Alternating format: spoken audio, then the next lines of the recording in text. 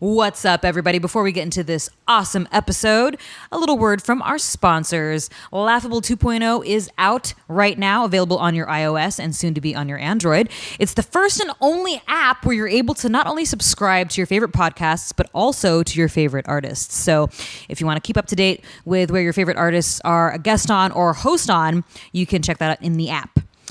Also, don't forget, if you don't want to listen to us through any podcast app, you can listen to us on demonseedradionetwork.com, where we air every Thursday, 8:15 p.m. Eastern Time, 5:15 p.m. Pacific Time, with re-air every Friday night.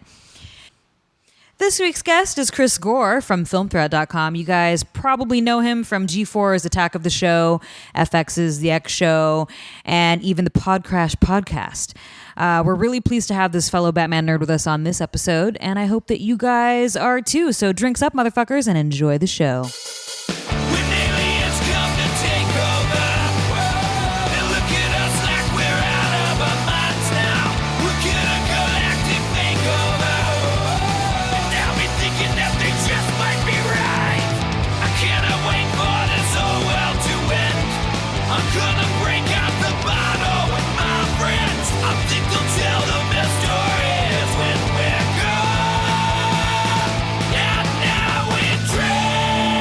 We are doing it. Oh, yeah. Cheers, because we got booze in the house. And now Cheers. Drank. Cheers. Yes. I'll go like this. Cheers. Nice. So we're coming in after probably about 20 minutes of us bullshitting off mic. And we're like, we should probably get on the mics and do this there. Yeah. Bring the audience into the podcast, all that shit. Yeah, man. Chris Gore. Hey, how's it going? Thank you for having me on the show. This place, first of all, your place is amazing. Thank you. This is, you can't see it on the podcast, but there is an amazing original rollerball poster in the corner here, and I love that film. I mean, it's such a classic dystopian science fiction movie from the 70s. And then we were talking about how the remake totally sucked. That remake was just the worst. Rollerball. No, it was terrible. Oh, it was absolutely horrible. I actually have been kicking around doing a second podcast called Unnecessary Remake, where I just review original movies and their remakes. Oh my God. You should. You need to videotape that shit and be like, why? One of the things I hate about modern Hollywood is unnecessary remakes, unnecessary sequels. They never live up. Well, and then also you've got these sort of regurgitated franchises. I mean, Francis Ford Coppola calls modern Hollywood, it's like factory filmmaking, right? That's kind of what it is. It's like everything is so overproduced and over-tested and costs so much money to make. I mean, it's hardly any originality, which is why everything's based on like a movie or a pre-existing property. Do you think piracy has a lot to do with that? Because why take a risk on something that's original when there's not as much profit to be made because of piracy? I'll bet that plays into it a little bit. And also, I'm not one of whiny, everything sucks. Everything sucks. I just saw Guardians of the Galaxy Volume 2. I need to see that. 3 times, and I loved it. Okay, but that's like James Gunn coming from indie film, who's, crazy that he got this Marvel gig and is sort of inserting incredibly bizarre. There's a joke in that movie about Star-Lord makes a joke about how if only his cock had a hand on it, on the end of it, that he would be a better pilot. This is in a movie produced by Disney. So I love when that's true. Because we were talking about subversive ideas that leak into mainstream. I've always loved that. Matt Groening wrote this really famous essay about how it's his duty as an artist to leak incredibly subversive ideas into mainstream things. If you look at The Simpsons, yes, it's a cartoon, but nothing on television. If The Simpsons was live action, it would be banned in the United States. Oh, 100%. Oh, yeah. Because of all the discussion of drugs, of religion. You could never do that in live action, right? There's no way. No, you give it a pretty cartoon and people look the other way. It's weird what you can get away with in cartoons. Well, do you remember when they made a porno parody of The Simpsons? They did? Yeah, did. I love the porn parodies. They totally fucking did a porn parody of that. Everybody was painted yellow. Andy Sandemus was in that. Yeah, she was Marge. She played Marge, Wow. yeah. Axel Braun is a genius. I love that guy. Have you seen his superhero fucking? I have not. Which one? He's done several. Done a bunch. Yeah. Did he do a Batman v Superman Okay, one? see, because I'll buy those on Blu-ray. He did a Dark Knight one that was I have that one. Really? Did you like it? It was okay. Here's the problem. It's almost too good. This is my complaint, because there's one also where it's like, because there's different versions of Batman porn, right? Right, yeah, because they did one that was based on the old TV show. Because obviously you and I are big Batman fans. Of course. I mean, if you look at your Instagram, my Instagram, we're Yeah. huge Batman fans. Yep. You know, it recurs and comes up in posts. But like, yeah, there's one Batman porn parody that I think is James Dean, like, is he Robin in that one? Wait, you're right. He is. Yeah. He does play Robin. That was an old one. I can't remember. But it's an older one, and it's like the TV's Adam West Batman porn parody. Okay, yeah. But there's a scene where like the Adam West Batman, I forget the actor who plays him, is getting blown, and I'm like, this is kind of ruining my childhood. Like, I love that old TV show, and but the thing is this, if you look back at the old Batman TV show, there is so much weird sexual innuendo. Didn't notice it as a kid. And there's one where one of the villains, the Batman villains, is a total straight up dominatrix with slaves and masters. And she has like, she has like the slave boys walking around. I mean, it's like she's tying Batman up. Catwoman would like tie Batman up in weird ways and stuff. It's funny that you say that, because I actually did, not a direct parody, but I did a scene for a BDSM company, for Mean Bitches, actually, more specifically, where originally they wanted it to be based on like the Dark Knight franchise, but when the guy that was booked to play Batman, who looks more like, like Christian Bale-ish, he had to cancel at the last minute, so then he ended up hiring an older fellow who looks more like the Adam West version of Batman. Oh, wow. So they completely switched the script around, and they tried to base it around, remember the old movie that they did in like the 60s or whatever? Yeah. With I think Catwoman was like, had like a Russian accent or whatever. She played... It wasn't Eartha Kitt? No. She was... her secret identity was Miss Kitka. Yeah, Kitka. And so in this parody, it was Miss Kit Kat, because for legalities. Oh, that's good. So I had to speak with an accent and everything, and it was really funny because the way we did it was they did the hokey little beginning where these, my henchmen I'm just laying there like a cat on this cat-like bed, and my henchmen are like fighting with him and shit. And then when he finally kicks the shit out of him, he comes up to me, and then all I do is take off my mask, and it's almost like a fucking a Clark Kent Superman thing, you take the glasses off. Oh shit, it's Superman. Right. So with me, they didn't want me to wear the cat mask, so I just wore cat ears. So all I did was take the cat ears off, and he's like, oh my God. And then he gets knocked the fuck out, and then he wakes up tied up, naked, with nothing but his bat mask on. And then I start telling him all this nasty shit that I did to him while he was passed out, and I'm like threatening to blackmail him with all this stuff, and it was really hilarious. I'm curious, has any like porn parody ever been sued ever? Like, I love it's either not the or blank triple X. So, but like not the Flintstones or whatever it is, not the Brady Bunch, but like, because you would think that like if they got sued, that would be the best publicity on the planet. It would be. I can't think of any case where that's ever happened. I don't think it's ever happened. And also, I know Axel Braun specifically for his like because his are movies. Too good. His are really good. His could be legit movies. And so what he does is he makes sure that the costuming, like for Superman, instead of an S, it has like an X. Right. So he like makes sure that everything doesn't look identical to what it But that's very interesting. I don't think anybody's ever gotten sued. And I don't know if it's because, I don't know, mainstream Hollywood just feels like, it's just little stuff or whatever, or if just nobody really thinks about doing that. I don't know. I pulled up an article here, 5 hilarious lawsuits involving porn parodies. Oh, never mind. Never mind. Okay, wow. So it has happened.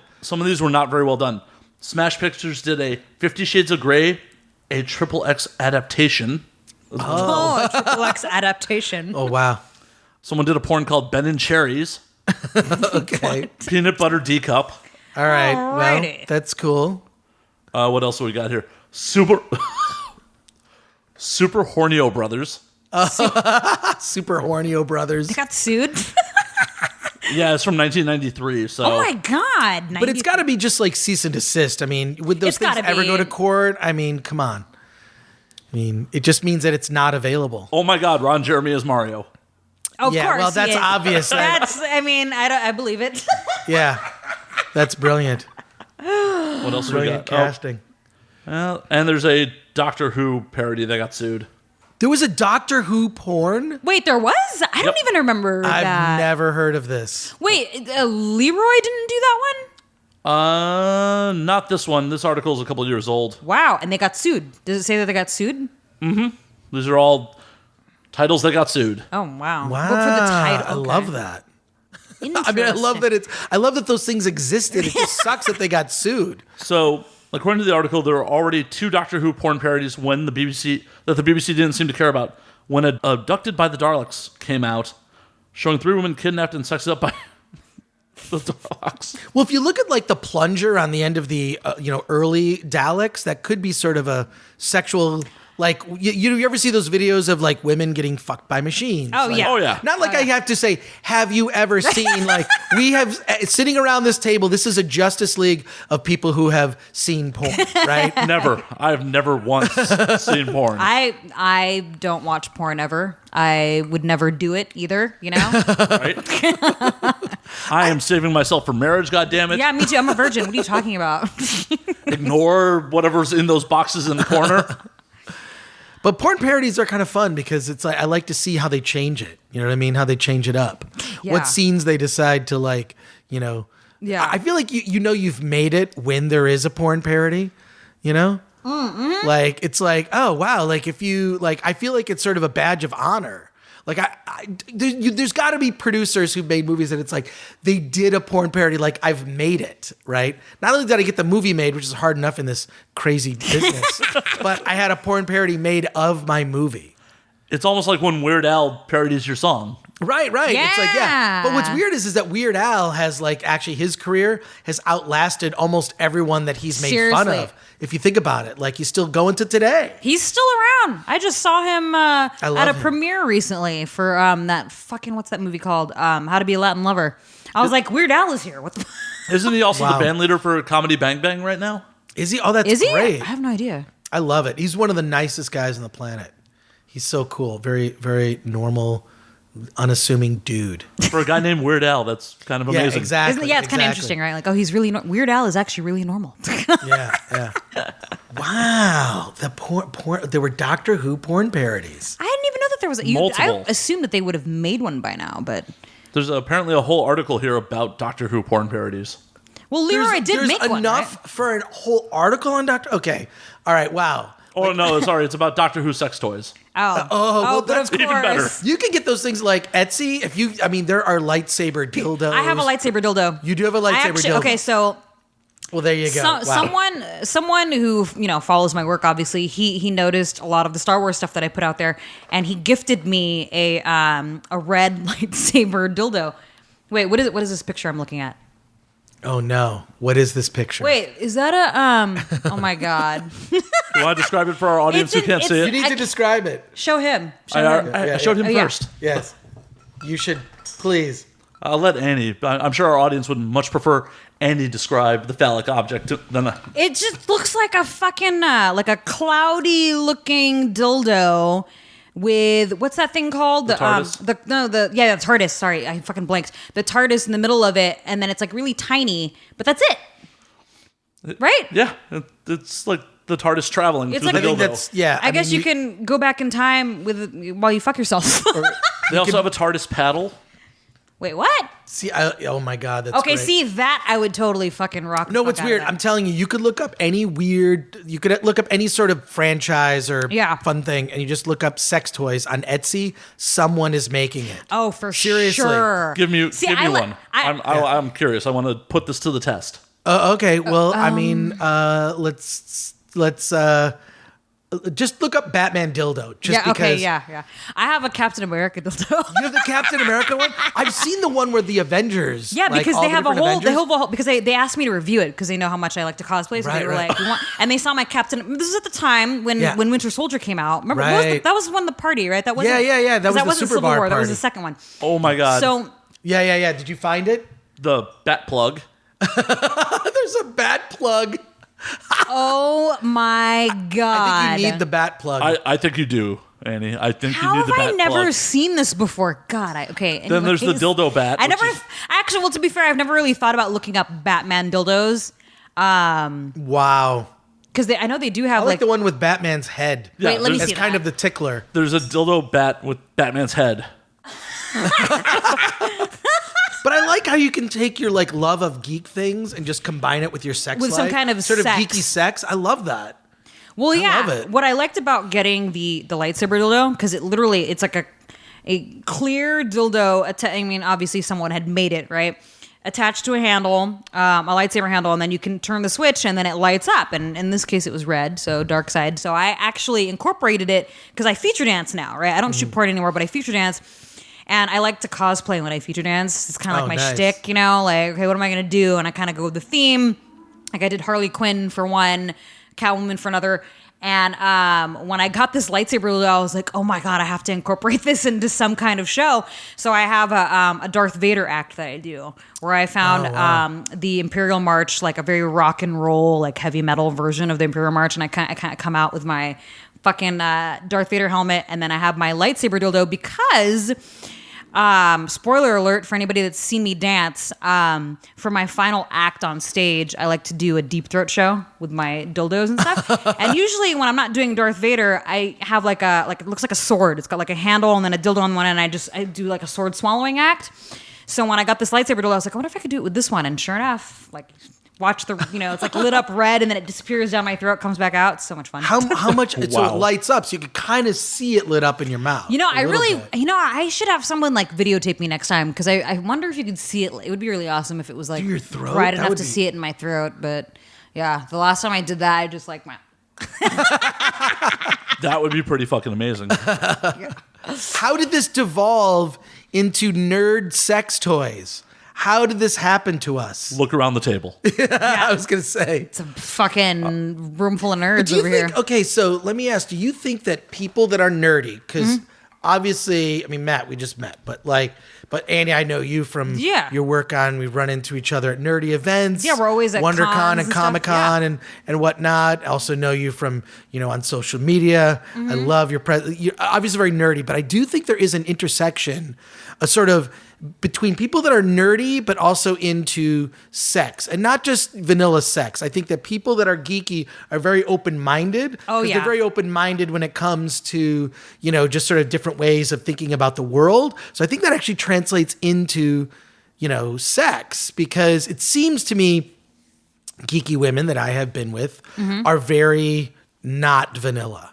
Like that is almost consistent. And I have to agree with you on that statement as well. I know a lot of geek women, ones that I've hooked up with, ones that I'm friends with, and they're all like that. I'm like, damn, she's kind of freaky, and it's like Right. a thing. Like I've noticed that in the community, like a lot of girls that are nerdy, they're not vanilla at all. Right. And there's definitely an intersection, like in the Venn diagram of interests. Like I'm into all this nerdy stuff and a little kink. It's not like. Yeah, but I also think that kinks is pretty more mainstream now. I mean, when you look at I have not seen any of either of the 50 Shades. 50 Shades of Lame. Oh, sorry. 50 Shades of Lame, exactly.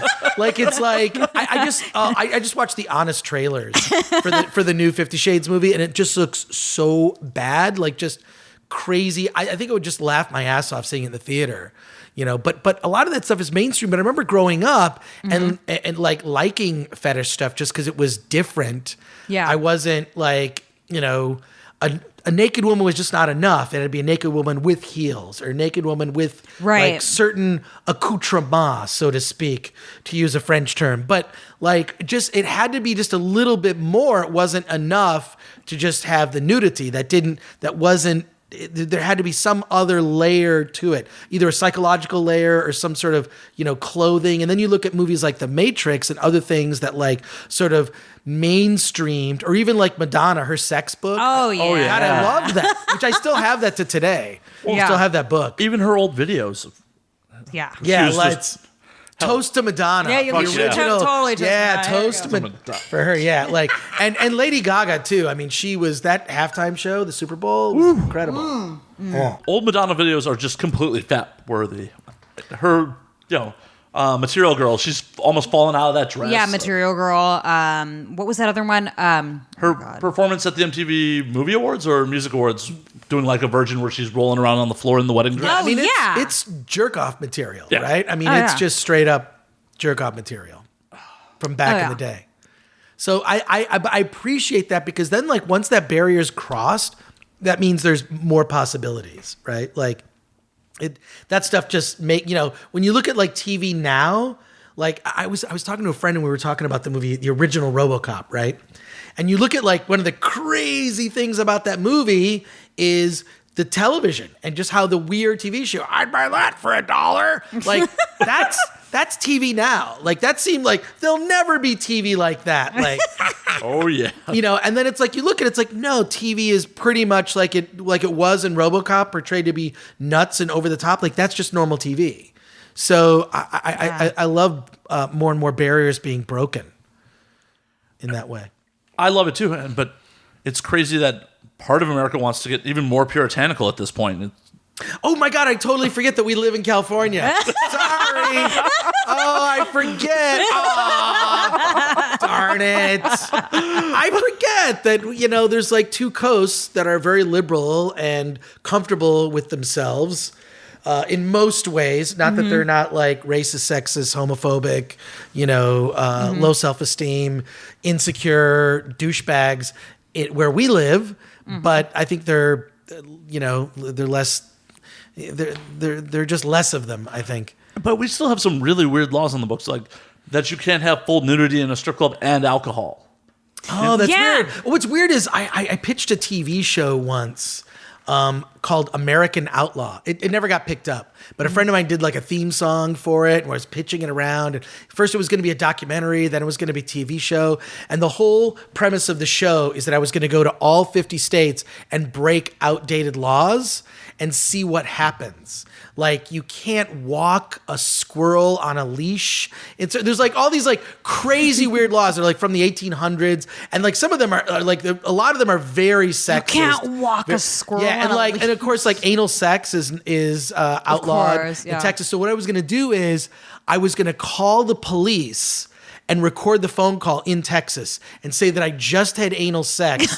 And I wanted to report myself and see, and then get in a conversation. It's like, no, she had anal sex with me. Like, using a strap on, like something where it's just like, just twisting it and just see like how their reaction is. how they react. And just like, I don't know. They were just like, I had a consultation with a lawyer about it because they were like, well, this could be really expensive, because I actually kind of wanted to like get arrested for some of these things just to see the process play itself out. Yeah. Because all these laws, they make these laws and then they kind of get forgotten. Right. Yeah. But the lawyer told you it was going to be prohibitively expensive? Yeah, like it could be prohibitively expensive, and it the project did not. I think that's what scared people off with this project, but might have made a decent documentary. For sure. I'd watch it. I would totally watch it too, yeah. Yeah, because it's weird. We do live in like this really divided. Here it is. Now it's like we're on Facebook. No, Facebook is these days. It's just so. It's crazy. I just posted one fucking thing. It was like a meme about 45, and someone just like went off. I mean, obviously, it's not a real friend. It's like an internet friend. You know what I mean? But he like started calling me racial slurs, and I didn't even say anything directly to him because I was like, "Is this guy?" I thought I was being trolled. I was like, Right. He's got to be joking. Like, he cannot be serious." That's pretty dumb. So I just made like one comment, like, okay, didn't even say anything directly to him. And he just went off, like left paragraph after paragraph. I only said one fucking thing, and he just left me like probably 5 or 6 paragraphs after that were like poorly written. And all it was Trump this, Trump that. Oh my God, anybody that talks shit about Trump. Nah. And then he called me a fucking chink. Oh my God. And was like, go fuck yourself. And I'm like, maybe you should get my ethnicity right first. But anyways, so yeah, I just blocked him. And then somebody else, because I guess he became friends with me because we have a mutual friend. And I totally thought this dude was like out of his mind. And then his friend that we're mutually friends with was like, I know that guy in real life, and I'm sorry, he really is that crazy. And I'm like, oh my God, people are crazy. And these people vote. Yeah. No, we forget. It's bizarre. I don't know. It's weird. I have a lot of friends in rural parts of the Midwest that I just don't get it. I don't get it. I don't understand where they're coming from. I've known them for years, but I just don't. But I don't know. I mean, like, by the time you're listening to this podcast, I'm pretty sure that Trump is in an orange jumpsuit at this point, matching his hair, because, I mean, this could be 6 months from now, but I mean, it's pretty clear that he has some collusion with Russia. I mean, it's like, so, because it's really obvious, like, like the clues you're being, I mean, it must be like the Trump voters, it's like, this is what it's like to be cheated on. It's like, they have this relationship with Trump, and it's like, he's cheating on you, but he's telling you, I'm not cheating on you. I'm not cheating on you. Yet here he is having like secret meetings with like Russian ambassador who brought, and then with like all this like weird, crazy shit just coming out that's just nuts. At this stage, if this was a movie, I'd be like, this writing is so bad. This is the, it's so true though. Like, it's so I'm like bad. This, I'm like for like the last how long has it been now, man? Like, I'm like, is this real life? Is this real life? This is real life. Like, this is for real. Like, this is not a big. I mean, it's a big joke, but at the same time, you're like, no, this is reality.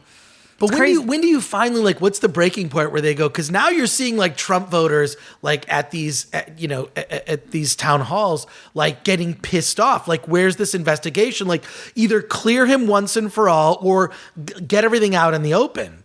But apparently, because Trump had just like, oh my God, I had a weird and. I work on little indie film projects on the side, whatnot.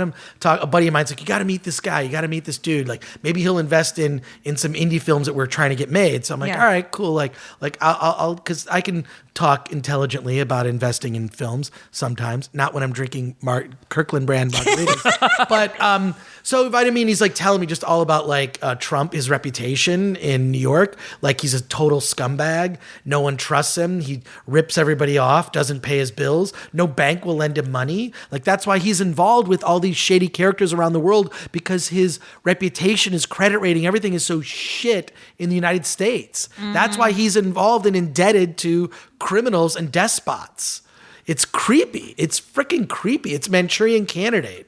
Right? Didn't he actually say, like, verbally say, I thought this was going to be easier than, Oh, yeah. Yeah. I thought this job would be a lot easier. It was going to be a lot easier. No. But there's a professionalism, Like, to me, like, I'm just happy I lived when Obama, like, was president. Best president since I've been alive, Like, he was a badass and cool and just, like, had this great family and married well. You look at Michelle. Oh, my God. She's... Yeah. You do her, right? Everyone keeps talking shit about her. I'm like, what are you talking about? Like, what the fuck are you talking about? She's criticized because she like was getting kids to exercise and eat well. Like what could be a thing like everyone agrees, yes, children should exercise and probably eat well. This is a thing we can all get behind. This isn't a partisan issue.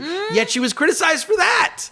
Yeah. She was criticized for a lot of shit that she should not have been criticized for. Yeah, no, not at all. I think she's a God badass. forbid she show her shoulders, for fuck's sake. Oh, no, not her shoulders. Not her shoulders. Oh, no. Next, they'll be criticizing her for showing her ankle. Yeah. Oh, my God. Oh, my God. What country are we in again? Come on. Look. I don't know, but we're spending $1 million a day to protect Melania and Barron Trump in New York while we're like gutting healthcare. And the arts. We're gutting the arts, too. Yeah. Wait, this is not supposed to be a political podcast. Right? Penis, boobs, vagina, something. Let's talk more about film, though. Like, you just relaunched Film Threat. Let's talk about that. Yes, Let's talk about that real quick. Yeah, okay. So Film Threat is something I started when I was like, I was a teenager in high school. Came up with it. I want to do a punk rock fanzine, but about it's movies. Fucking awesome. It's rad. So I did that. This is in the 80s, right? So you can't see me, but I have been called a DILF. So just like straight up daddy. A DILF. Yeah. No, I do get women way too young that hit on me. It happens. What's considered too young? Well, I've learned. Hard-hitting questions. I have dated. I like to date women closer to my age. I like to date women closer to my age. So my cutoff is 21. I need to be able to take you to a bar. Right. Exactly. Yeah. Well, no. I just I've had dalliances with young women and realized it's not for me. But all I'm saying is, wait, how did I divert into this? Talking about film. Okay, so started this fanzine, and then I moved to LA in '89, and I sold Film Threat magazine to Larry Flint of Larry Flint Publications. After I had a job as a writer, I wrote comedy for Hustler magazine. That's when I first moved to amazing. LA. So I was directing photo shoots. All my friends are like, oh my God, this is great. There's like naked women and you get to tell them what to do. And it's like, well, I would write the jokes. We'd go into the room and, cast the girls, and it's all incredibly professional. Like it's weird. We were talking about this before the podcast of like, it almost feel like mainstream is more salacious than the adult working in adult, where everything is very like, there are boundaries that are drawn. Whereas in more mainstream stuff, people will take advantage of their position of power. Oh, yeah. And which I find fucked up. Like, to me, what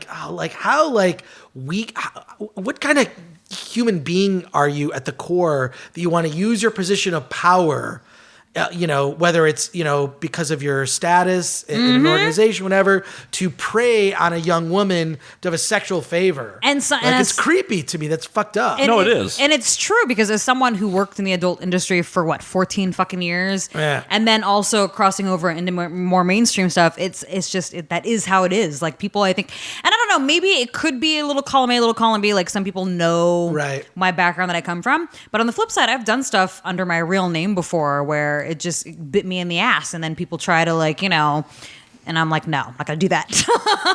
Right. I'm like, do you find it's worse with people that do know your background that are trying to take advantage of you? Oh, absolutely, because they feel like, oh, well, they're making assumptions. Right? They're making assumptions because they're like, well, she did that on film. Or the best is like, I've seen what you've done. I've seen what you've done on camera before. I know that you like this shit. And like, excuse me, like you know that I like this shit. Okay, when it's consensual between me and someone that I'm, that I want to do it with, not like some rando producer, casting director, whatever, that wants to fucking help me get a part by having me do these said things that you're talking about. Like, I don't think so. It's a fucking film role. That's like saying Christian Bale likes murdering people. Right? Yeah. That's weird. Yeah. But it's definitely way worse when people are aware of my history. I actually went to an audition once where I actually landed the role. I got a call back and everything. It was for a TV show, and they were like, it was like a reality-based thing. And they said, you're going to be the first episode that we film. Everything was good to go. And I did this under my real name, right? Fast forward, I get this fucking call from a dude that was a casting director at this same company. He wasn't in my audition because it was a woman that auditioned me. It was a male, and he had recognized my headshot. So the first thing he asked me was, were you with LA Direct Models? And I'm like, what? Which is a porn agency, right? This agency represented me for like 5+ years, partially responsible for my career going to where it went. But anyways, he asks me, he's like, were you with LA Direct Models? And I'm like, oh fuck, how does he know that? You know what I mean? So I'm like, do I know you? Like, I didn't want to like give myself up right away. I was like, do I know you? And he was like, I'm pretty sure we've met before. And I'm like, what? Like, how? And then he starts to tell me how he's been to parties that LA Direct held, blah, blah, blah. This whole thing ensues about how he possibly maybe might know me. And then 2 days later, after everything was set up, everything was good to go. Oh, the network has decided, da-da-da-da-da-da. And I talked to a girlfriend of mine who does softcore. She doesn't do hardcore. She's never done hardcore. She only does softcore. On Cinemax, that type of thing.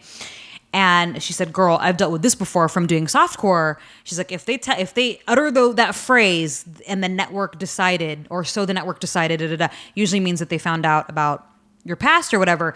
Because everything was fine, good to go. And then as soon as they said, and I've come to realize now, because this is years ago that this happened, network TV are the biggest ones that give a big shit about porn. Like, if they find out that you have any history in porn, forget about it. Like, there's no point. So I don't do anything. I won't go to auditions for network or anything like that, because if they find out, then I get canned. That sucks, but it makes sense from a business standpoint, because I'm sure a lot of sponsors want nothing to do with the star of the show that they're advertising. But that's why I thank God for HBO. I mean, look at Game of Thrones.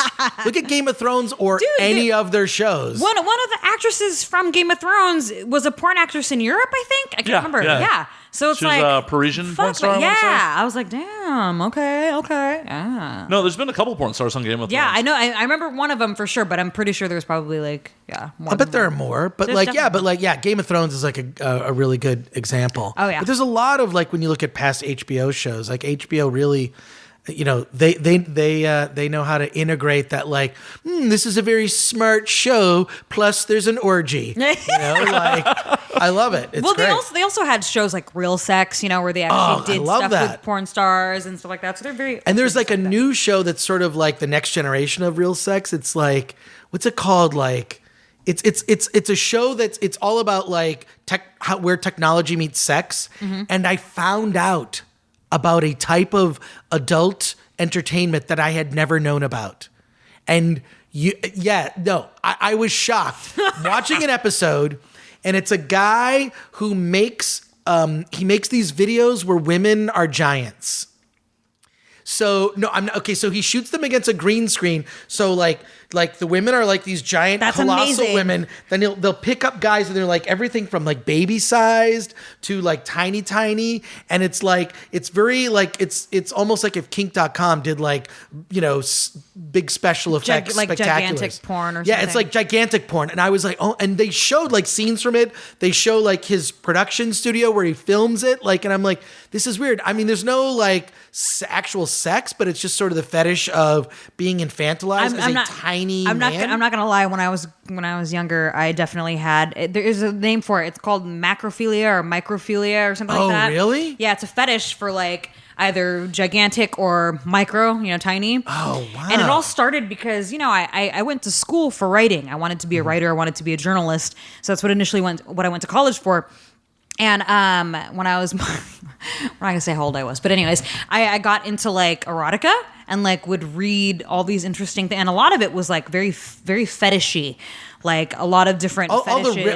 All written porn Yeah, is like, yeah, like me too. Like I, in terms of like, I mean, you could buy porn mags. I always preferred to buy like variations or forum. Mm-hmm. Like it was just like, oh, these are. I just felt like it was. I think the theater of the mind is just better. But, oh yeah, for sure. And that's sorry what to interrupt. But no. That's what I got into when I was younger. So were you reading those or those? I was reading that like kind of stuff. Penthouse Forum or no, I was reading stuff like on the internet. Like wow. all these. Oh, that's right. The internet existed when you were young. Oh yeah, it totally. It didn't exist when I was young. I got my first computer when I was 8.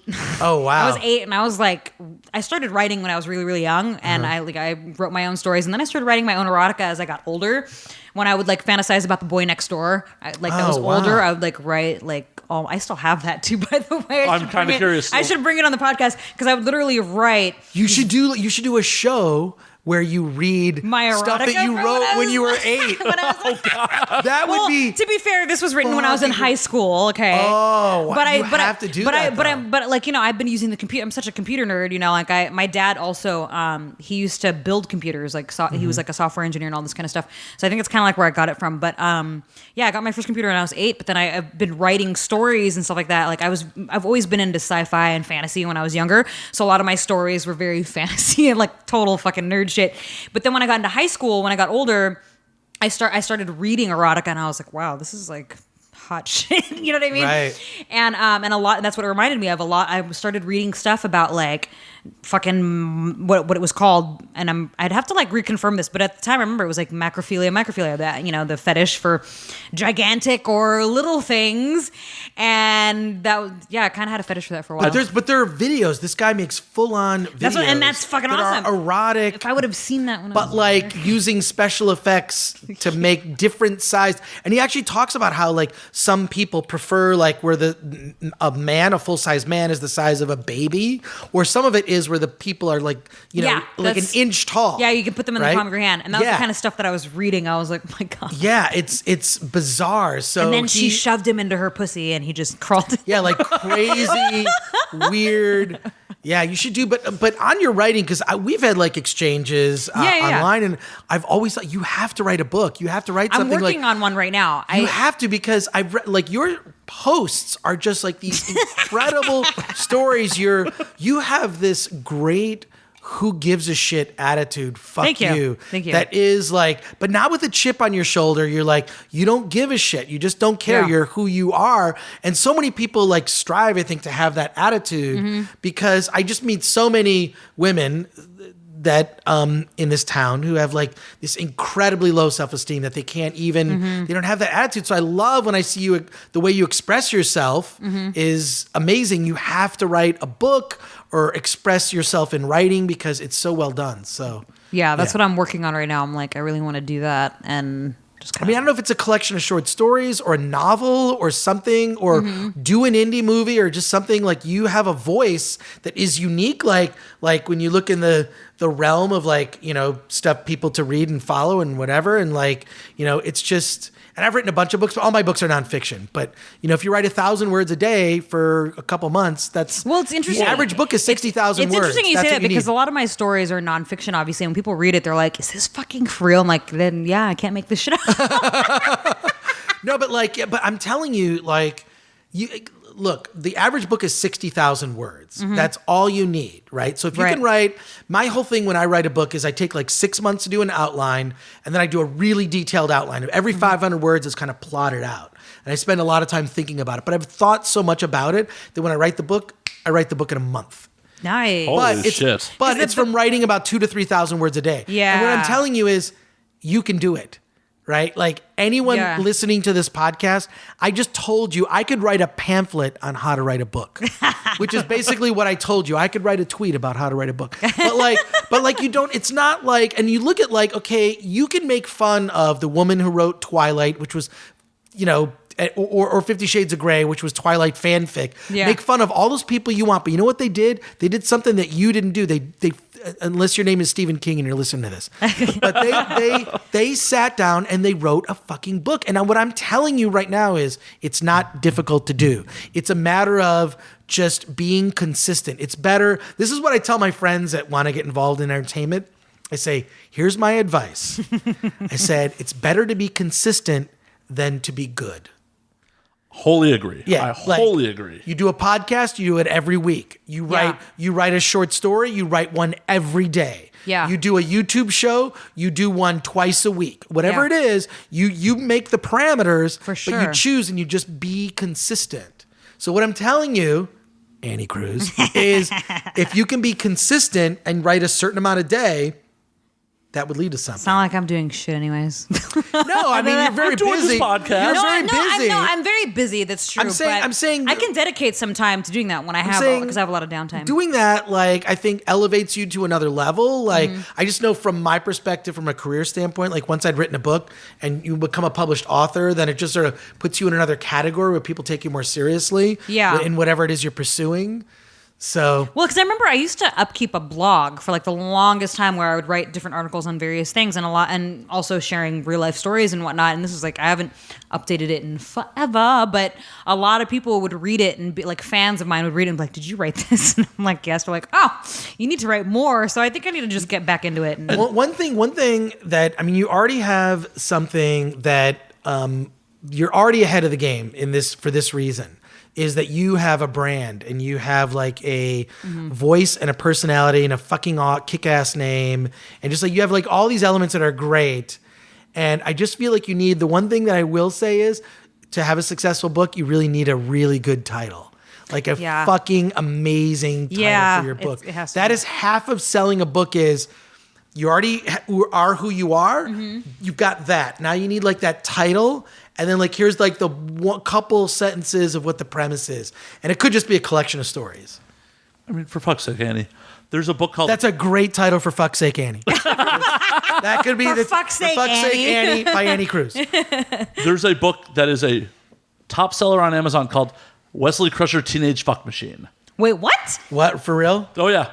Wesley Crusher Teenage Fuck Machine? It is next generation fanfic. And that is the number one. Okay, so book. I have a friend who so I did this like book and comedy album project called Celebrities Poop. It's a long story. it's you've got. I've seen that video. Actually. Yes. So where you showed up, but go on. Can we tell the audience about this a little bit? Well, it's I mean, I did a comedy album back in 2014.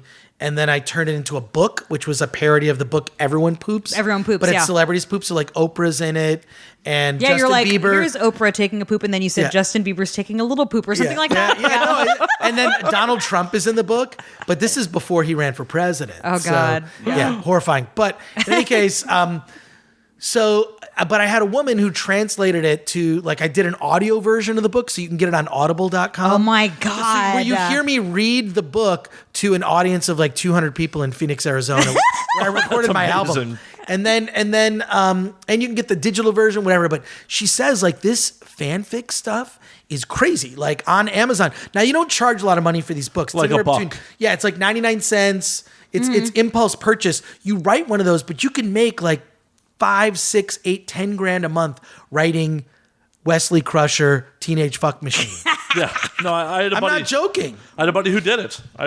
One of my friends wrote a bunch There was of... a Cracked, I think if you go to cracked.com, which they wrote an article about how to write these, like writing porn that you sell as digital books.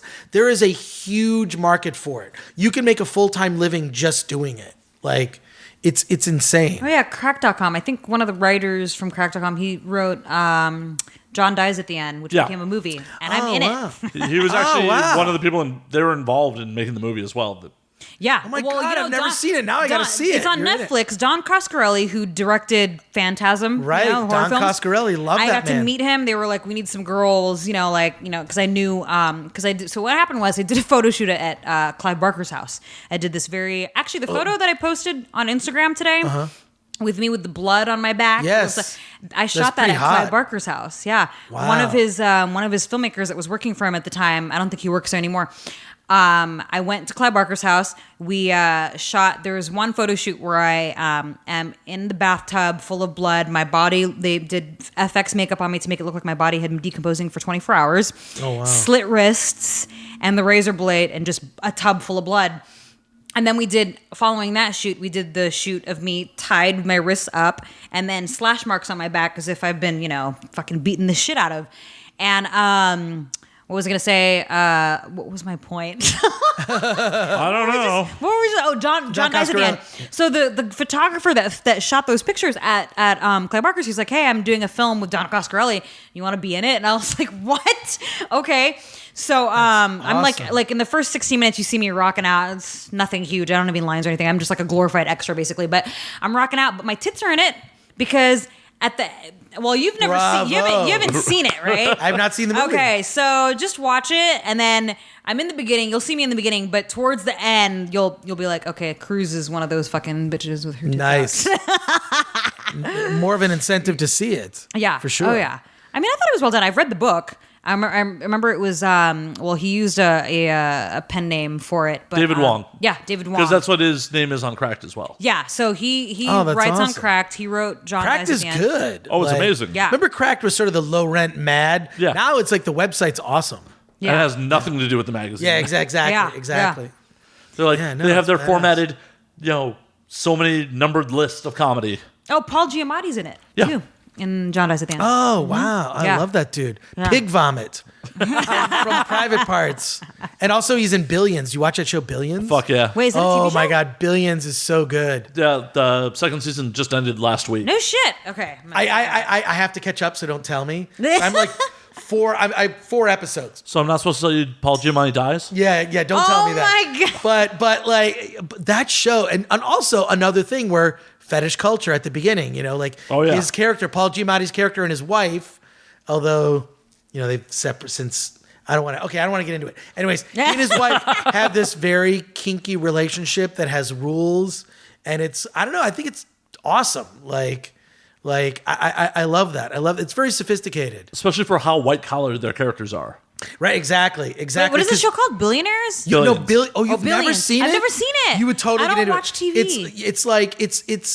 It's so smart. It's basically taking that Wall Street, douchebag culture and sort of putting a face to it. So it's like this prosecutor in New York State, and sort of at odds with this guy Bobby Axelrod, who's like this big, but he has his own sort of set of ethics, even though he kind of like crosses the line into illegal trades and with his portfolio. It's I'm gonna have to check this out fascinating. now. Oh, no, it's a really good So you show. watched every check episode. Every episode. Yeah. Okay, great. Wow. So I read how an was the finale of the second It's good. season? It's good. Oh, that's great. There's definitely going to be a third season, right? Oh, yeah. Oh, yeah. Good. And I read an article recently that said Wall Street is celebrating it. Like all the Wall Street bros love the show for some reason. Right. Yeah. Exactly. I love now- the trans character is my favorite. What's Taylor? Taylor. Yeah. Taylor. There's this trans character in the show that is, I don't know. Taylor is like my favorite character in the show, just the smartest in the room. And yeah, I'm gonna have to check this out now. No, you definitely should. You will be addicted to it. It's really There's 2 seasons right now. Yeah. two seasons. Second And season's shit, just so that ended. means I can binge I'm kind watch of it. bummed that you're not caught up on it because there's one thing towards the end of the second season where I want to discuss it with somebody and just be like, what the fuck? I'm behind. My apologies. It's okay. We'll just have to have you back on to talk about Sure, it. yeah. And completely spoil it for whoever's well behind, like Annie. I haven't seen it yet, but now I'm gonna check it out because you guys were saying that it's really good. No, it's a lot of fun. The female lead from Sons of Anarchy, Jax's wife is Paul Giamatti's wife. I can't remember the actress's name. Oh, she's so hot, and she's like basically their relationship. Like she's the dom. That's what you're in it. saying. They have like a kinky relationship. They have this right? kinky relationship, but he can go visit when she's unavailable with her permission. He is Wow, able it's to like go. that. Yeah, he can go to like see another dominatrix as long as she approves it. Like So but yeah, it's- she's basically his. But it's not a mistress. cuckold situation though. It's not that kind of thing. No, though. right. Yeah. Yeah, he doesn't have permission to penetrate. He just Gets to go to the Ah. Although I have to say, like, this is one of the funniest things. Like, okay, so cuckold videos are like one of the porn videos that, amongst all the sort of in the whole realm of like, I feel like it's like now porn is like it's like mother daughter, mother stepson, brother stepbrother. Incest. There's like so much incest porn now. One of the last It's movies crazy. that I shot was it was a mother-daughter thing. It was funny because I showed up to set because this was one of my last scenes. So this was So are you telling me they're not really mother daughter? well, okay. So the girl that I worked Don't with, ruin the illusion. like, okay, look, I'm gonna be 33 this year, and she's like 20, I don't know, 23. So I'm like, there's no way. But they basically, because the porn politics, right? A lot of girls, once they reach 26, some of them end up doing MILF porn when they're fucking 26, right? Because that's just the way porn well, is. especially if they have wow. fake tits. Yeah, especially. But with me, there's only a handful of Asians at any given time in porn, right? So like the one thing that we have working for us is that there's not very many of us, so they don't really put us in that genre, right?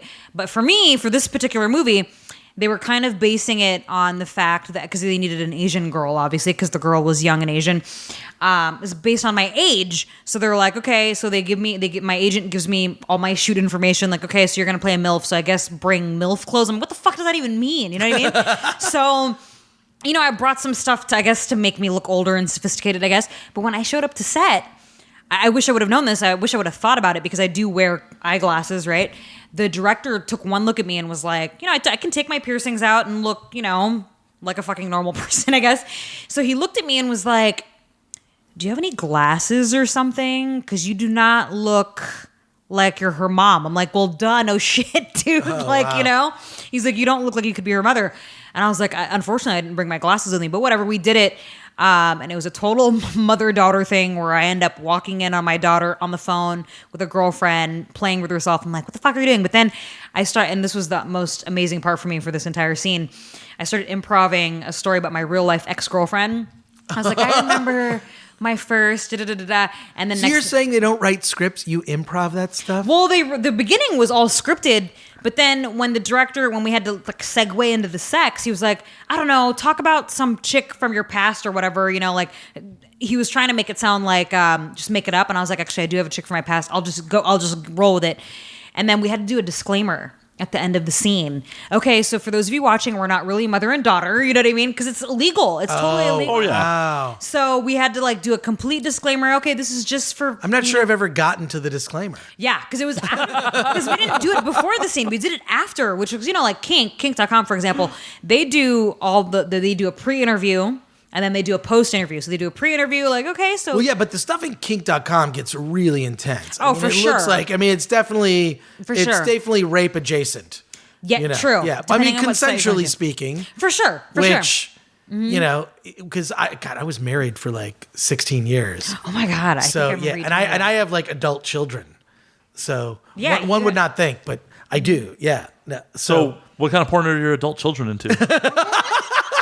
it's so funny, I remember when my daughter turned 18 and she's like, Dad, I can get porn. It's like, I guess you can.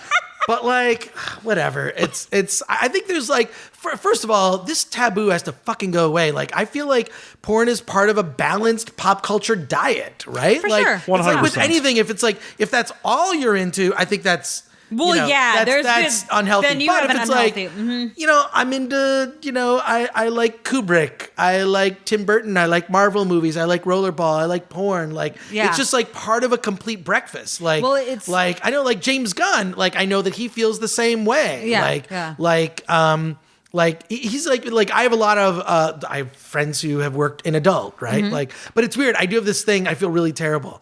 Like once I know someone, I can't jerk off to them. I'm right there all with you. my I'm friend- right there with I you. can't friends do say it. the Like, same thing to me. I can't do it. Like I'm like yeah. like because you might pop up on one of my apps. Well, you can't help, like, especially because and there's I'm not like, very many Asians, right? Yeah. No, yeah. That's well, what happened can with I one of say? my really good friends from my gym. He was like, okay, listen, you and I, because he used to train me at the gym. He was like, and he knows, who I am and all that. He's like, I've never watched any of your scenes. I can't do it. You're like a really close friend of mine. And, one day he was searching Asian anal or whatever. I'm like, dude, you type in Asian anal, I'm going to fucking pop up. You know what I'm saying? Because he fucking told me, he was like, okay, so I typed in Asian anal and then all your shit started popping up. And I was like, I can't. So I didn't watch it. I fucking turned away. But I just wanted you to know that when you type in it, I'm like, well, duh, I kind of knew that already. But Yeah, no, I can't. No, I'm right there with you. My one exception to that is if I've had sex with them in real life. true. I mean, if that's the case, then whatever. It's like, oh, well, we've really banged. I mean, I'm just kind of extending my own memory, kind of. Well, you want to talk about weird. Or you might have your own videos that you've made. I plead the fifth. Right. Yeah.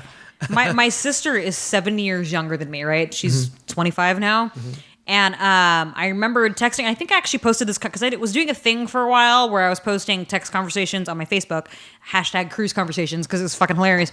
I was telling my sister, because, me and her are very close. I was telling her a story about how one of the guys that I hooked up with let me tie him up, right? Which is very rare for me to find. I mean, I find a lot of How guys. is that rare? Well, like, no, I give me find a break. Like, I don't know No, what no. age guys that you're. I know a lot of guys that are like, fuck me in the ass. They're into pegging and all that. But as far as like tying up, not very many of them are into the whole bondage thing. They're into like, being humiliated and all that shit. But a lot, and I've, there's a lot of guys that I've hooked up with that are like that. But very, very seldom did I come up with meet up with a guy, hook up with a guy that was like, yeah, tie me up or whatever. You know what I mean? But this guy, it was like the first time in a long time, because it happens every once in a while.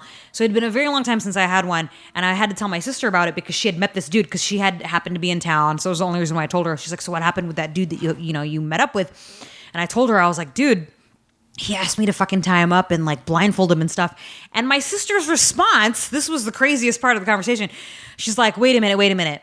Like Men in Pain style fucking tied up or like vanilla style. And I was like, how the fuck do you know about Men in Pain, huh? Like, because I've worked for Men in Pain and my sister was all like, I'm not fucking stupid, I was like, Holy shit. Wow.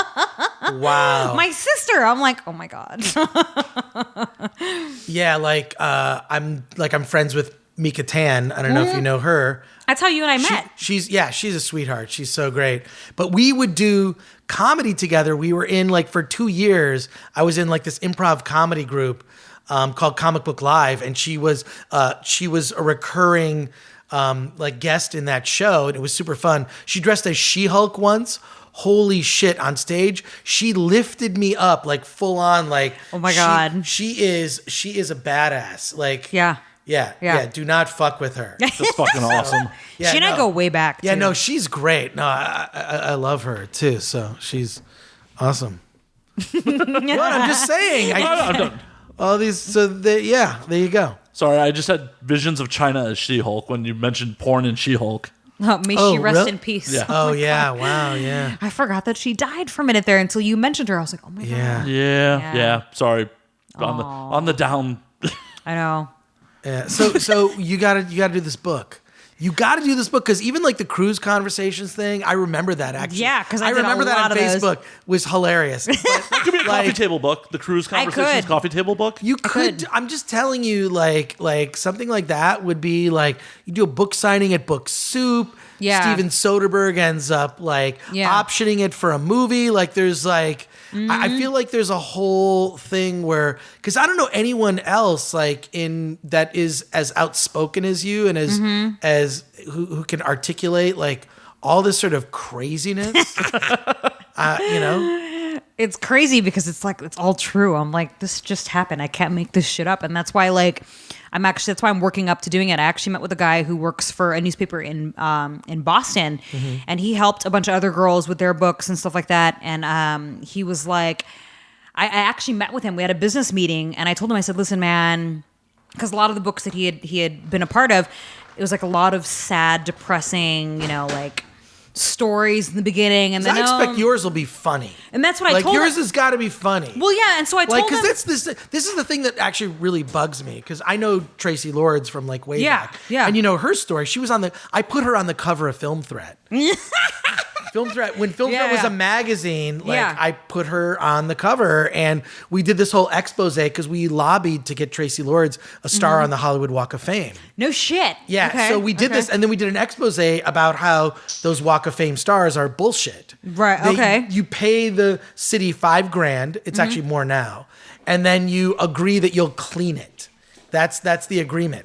Yeah, it's really stupid. So we did this whole expose with Tracy Lords, and every one of the whenever like some publisher wants to have like this sort of biography of an adult film actress, they always want to tell like this dark story. That's exactly, and it's like how horrible it was, and how it's like, well, I don't know that it's like maybe for some, but not always.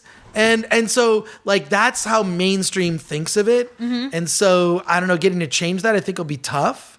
Like you're not strung out on heroin. Well, see, that's the thing. Like it's not. I don't know. Just there's a cliche like stereotype in people's brains that is well, bullshit. yeah, I did a lecture at the University of Nevada, Las Vegas, and there was a sociology class, and one of the students was a girl that I was the first and only woman she ever hooked up with, and so we kept in touch because we worked together. I used to work at Victoria's Secret before I got into porn. As a model? I was selling bras. I was a bra specialist. I was the only one that would show cleavage at work. And so my manager was like, you're working the front. And I would like hustle people, and they'd be like, what size is your tits? And I would lie. I was like, oh, I'm a 34. Back then I had bigger boobs, lost a little weight since then. But I was like, oh, I'm a 34B. And my boss was like, why are you lying to them? And I'm like, I'm selling bras, aren't I?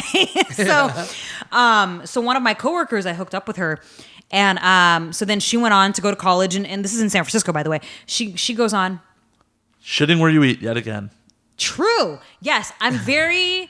As we've all seen from my Facebook posts, I am very guilty of shitting where I eat a lot. I didn't mean to derail you. I just had to point it out. Totally shitting where I eat. I fucked a coworker, but she asked for it. That sounds so rapey. Okay, anyways. She had never been with a girl before, so I was the one that fulfill that for her. And we were both 18. We were 18. I was like in college. It seems kind of normal, like experimentation. Yeah. Oh no, but it's not like you took advantage. No, and we just became really good friends and stayed in touch. And so she went on to go to college in Las Vegas. We met in San Francisco. She was going to school in Las Vegas. She asked me to come speak because her professor, was interested in having someone come and speak. And she said, "Oh, I know this girl who." And at that time, I had already like done porn for a few years, so I agreed to do it. I did a 90-minute lecture with this sociology class talking about their topic was deviant lifestyles. So I started talking about porn, and like I had a whole outline written out and everything. It was like a fantastic fucking lecture that I gave. That some of the it's like a TED Talk. You should have. Did you record it? You know what's really fucked up? I had my camera and everything, and the guy that I was with that was gonna record it, something was fucked up with the battery, couldn't fucking record it, and I was like, "You got to be kidding me!" That's get such the bullshit. audio just to transcribe it. It was such an amazing fucking lecture. I like almost cried. I was like, "You got to be kidding me," because I had the whole outline written out and everything. Like I'm very into public speaking, so I had everything laid out. See, this is why you would also be a great author, because here's the other thing about you. See, I really want to push you to do this because you know how to promote.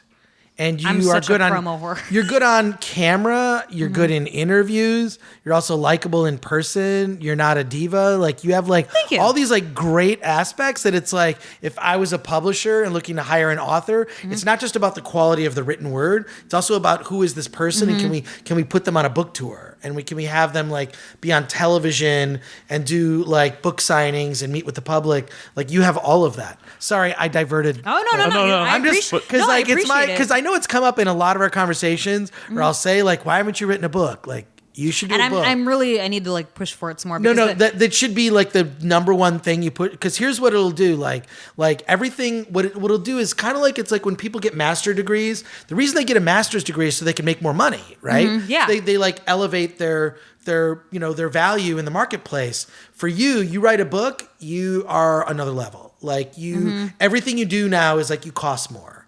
So I just would encourage you to pursue that. You're gonna price her out of me keeping her around for a bottle of whiskey. I'm saying that like when it comes to professional things, when it comes to speaking gigs, when it comes to like anything. Well, yeah, because when it comes to like writing about things, when it comes to other opportunities, when it comes to being a guest on shows, when it comes to just a lot of things, like the best thing you do, you're an author. Well, see, you know who's an author? Ann Coulter, and she is annoying. Yet she got booked on a fucking Comedy Central roast. If fucking Ann Coulter can do it. Yeah, that's true. Yeah, that's true. exactly. Well, so what I was getting ready to say You need a was really good title, though. Really good title. Yeah, Seriously. that's what I need. Title to and a premise. Hopefully But- not in Trump We Trust. No. Yeah, God. yeah. But when And I it shouldn't necessarily be like don't think adult necessarily. no, I don't want to Don't make think it. adult. I don't want to go the That's adult not route. like go But- somewhere else. There may be adult stories in the book, for sure. but Yeah, the cover it can't be. isn't No, that. and that's not It what I should want. be, That's not what I like, want. Different. Well, so when I did this lecture, what was amazing about it was that I had all these, because I was already a little bit older, all these 19-year-old girls coming up to me at the end of my lecture saying, you know what, when our professor told us that a porn star was coming in here to speak, all I kept thinking, and this is actually what a girl said to me, she was like, all I kept thinking was, we're going to have some dumb slut come into the fucking school Right. to talk to us. But after I spoke for, 90 minutes is a while.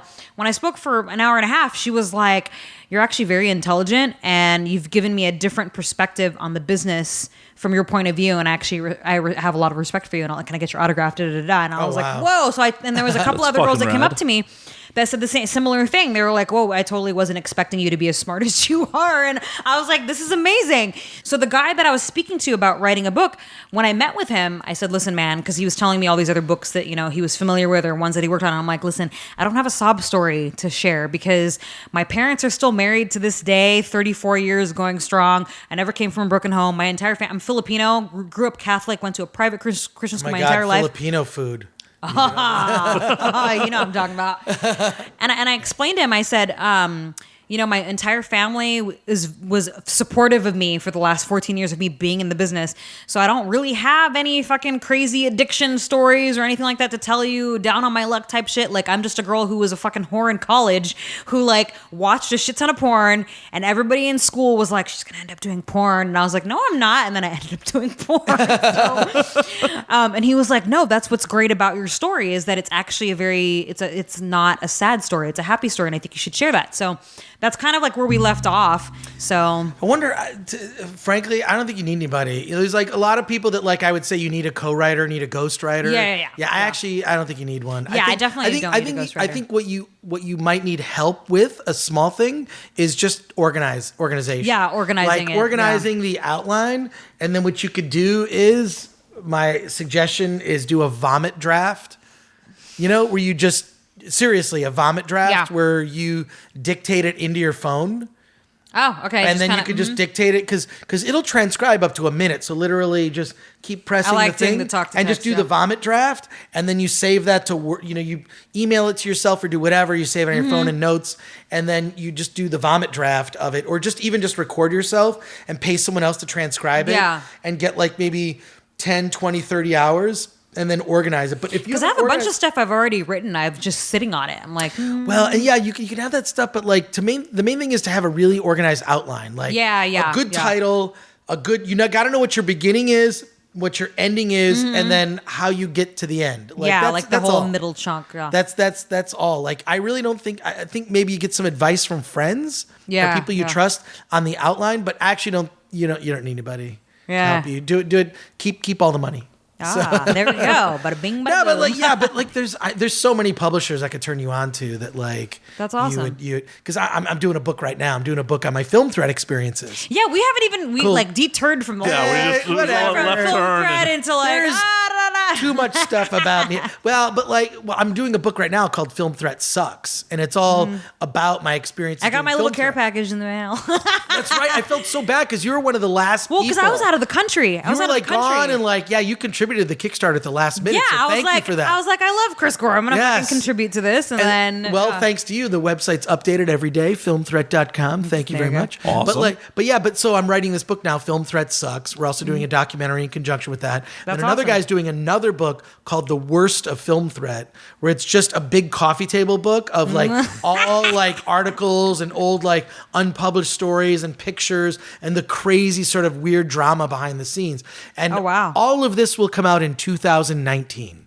Oh, so shit. there you go. Oh, No, there for you real. Like it's 2 years away. It's a documentary and 2 books. So That's awesome. So I'm going through the same process. So like as I'm hearing you, I'm like, yeah, you don't need anybody. Like you just need like that outline. Like I'm serious. Like that outline. Like I've had books I've written where the outline's like 30 pages of just like chapter heading. Oh, yeah, and but then, they like, all the- connect. okay. Like that's all you need. But yeah, see, the tendency is people's impression is, oh, you had like this. What was the trigger? What was the thing that? yeah, like made were you molested? Were you raped? yeah. Because that's the number one question that's always asked of me. Yeah. Like, so such bullshit. Yeah, Yeah, and they'll pose it like, so at what age were you raped? Not even if you were. yeah. Yeah.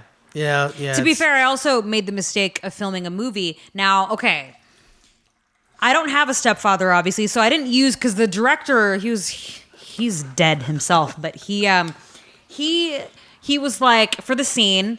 The whole premise, he was like, I want you to talk because it was a double anal one. I think it was like my second double anal that I'd ever done. So it was like a very extreme anal film. And he was like, I just want you to talk about some fucked up story from your childhood, whatever. I was like, I don't have any fucked up stories from my childhood, dude. He's like, make something up. So I was like, I don't want to talk about anyone directly related to me. So I said stepfather. I was like, oh yeah, my stepfather. Da, da, da. But the story was so outrageous. I'm like, nobody can believe this story because it sounded made up to me. You know what I mean? The way I said it. To this day, I get people messaging me, dude, I can't believe your stepdad did that to you. I'm like, what are you talking about? Dude, it was fake. Can't you tell by the way I told the story that it was fucking fake? You should take it as a compliment because your acting was so good. I was like, that's what's weird. That's what's weird is when you see like someone should edit together because you see a lot of dumb videos on YouTube. Well, for but sure. a video that someone should do is really good acting in adult film because it exists. Oh, it totally does. There's really good acting. I'm glad you brought this up because I have a favorite on YouTube. It's like a fucking porno from like the 80s, I want to say. And it's called Horrible Porn Acting. And it's literally a girl and they put it on loop because it's like so bad where she says, would it be possible to drop me off right there? Or is it possible to drop me off near there? I live right near there. My roommate just dropped me off. And then she does a hair flip and they God. just loop it. Would it be if you go to YouTube and type in, would it be possible to drop me off? My roommate just dropped me off.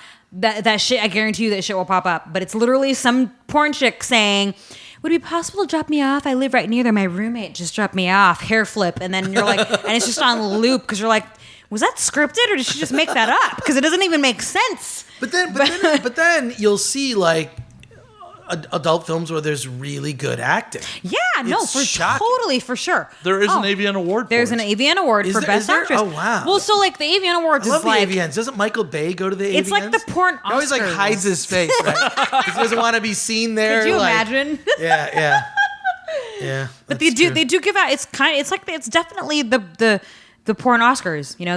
They give out awards for best acting. I gotta go. A friend of mine to- does PR for it. I have to say, Said he can get me in. it's not like it was, in 2004. It might be a little Why? different now. What was it like in 2004? It was like the Oscars in 2004. Oh, so it was like upscale, It was like like- a very upscale. It was at the Venetian. There was no fans. It was all about Chicken talent. dinner. Yeah, they had dinner tables set up. Everybody had seating assignments. It was very, very Oscar Oscar-like. Now they've invited the fans to come, which is fine, but So they charge like money so fans buy tickets. Oh, I didn't know that. but the way I remember the first time they invited fans, they had like a bleacher type of setting or whatever, and they mixed the fan seating with the talent seating. Oh, that sounds like And a that's bad what- That's a horrible idea. idea. And everybody was all like, "What the fuck happened to the AVN Awards? Like, this is so weird." Like, it was just kind of weird. And that was like the first year. I believe that was the first year that they had fans like invited to the AVN Awards. But it was just weird how they had the seating arrangements. Everybody was kind of weirded out by it. And then they still kept the whole idea as the years went on. Okay, we're gonna have fans come, but it's not like as fancy and upscale as it was, back, fucking 15 years ago. You know what I mean? But I can't really say much because I haven't been to the actual awards itself in a while. But I've heard it's it's a little different. You can watch it on Showtime if you want to. It's entertaining as fuck because you have a comedian that like kind of Right, yeah. MCs with a porn star, and then it's kind of a hoot. And then They have get like good comedians. I mean, They they get do, good talent. yeah. Yeah. Yeah, Who they was had it David that- Tell a couple years back. I love David David Tell. Tell. David And then Tell's they had awesome. what's her name? Lisa Lampanelli. Lampanelli was a couple years host. back. Who was this year's? I don't even remember. I know the year before was Kate Quigley. Okay. Yeah, and then they have a lot of musical acts. So it's, they still have the production, some of the production. I guess They had Waka Flocka they just have Waka Flocka. as the musical act. No, the best is when Rolling Stone magazine printed this. They had Crazy Town performed, and there was, the trans porn actress Vanity. She's hot, okay? Super fucking hot. She was up on stage, and I remembered the singer from Crazy Town was all up on her shit, and then Rolling Stone printed it and was like, I think he said, "Dude looks like a lady" or whatever. Oh. And they totally, because she's very, what's the word I'm looking for? Infamous for fooling people because she's gorgeous as fuck. But has a penis. Well, That's the comedian Jim Norton should have hosted. I love Jim Norton. I just Yeah. watched his new special. It's Oh, the really new special's great. I've watched it as well. Netflix, awesome. Yeah. So, wow. That's crazy. yeah. good. I'm hoping that I get nominated this year. Oh yeah, he did a non-sex role. Yep. Oh, really? Because okay, I was just gonna get into that. So, so they do. They're doing so many diverts. We're all ADD. At this Yeah. point. Oh, yeah. Okay, It's so all over the place. So they do the mother-daughter porn, which is always like, but what they try to do is like the mother is like the stepmother. Yeah. So married to the dad, right? Mm-hmm. But it's the stepmother so that's the stepdaughter, and then like the stepdaughter has like the boyfriend, but then the stepmom, sort of a cougary MILF. Yeah. Will come in and go like, "That's not how to suck a dick," and then it's like. And then like the mom will go and start to get into it, and then like the mother, but they're like, they're not not blood Yeah, 'cause they're related. stepmother. Even Right. in the fiction of it, they're not blood related, No, right? no. But there's so much of that, and then there's the cuckold porn, and I'm always like, what are these? They can't like where they're like, what is it like? It's always something of like, don't fuck my wife, or like something Yeah. fuck my wife. Yeah, Like, yeah. It's always like big and there's black always- dick inside my wife. Exactly. Yeah. So, and there always be the guys, and they just sit there and they're just. Why? And I always think I'm like, there's got to be some weird indie movie about what got that person to that place. Well, because- like I'm just like sitting there, and their whole role is to just watch two people bang. Yeah. So I don't know if you've ever been in one of those kinds of videos, but like. I've done cuckolding stuff, but they were always with other performers. And I know they do film cuckolding stuff where the guy being cuckolded doesn't do porn because they're like, he's not having sex, or like whatever. You're just the husband or whatever. You're just a guy, like you're the grip. Yeah, but exactly. But I've done cuckolding where the fucking for kink specifically, where the guy that I'm cuckolding does porn, and all that kind of Right. shit. But speaking of AVN Awards, they do give out awards for non-sex roles, and this guy. So you just met Where's Matt your today. AVN? He does I not. may be nominated this year. He's never shot a porno. He doesn't perform as a performer at all. Right. But he happened to get a non-sex role in what, 2 movies? One that may be nominated. Yeah, and so he plays a movie called- rabbi. He plays a fucking rabbi. Tell him the name. Yeah, I played a rabbi where my daughters are all whores in a porno called Jews Love Black Cocks.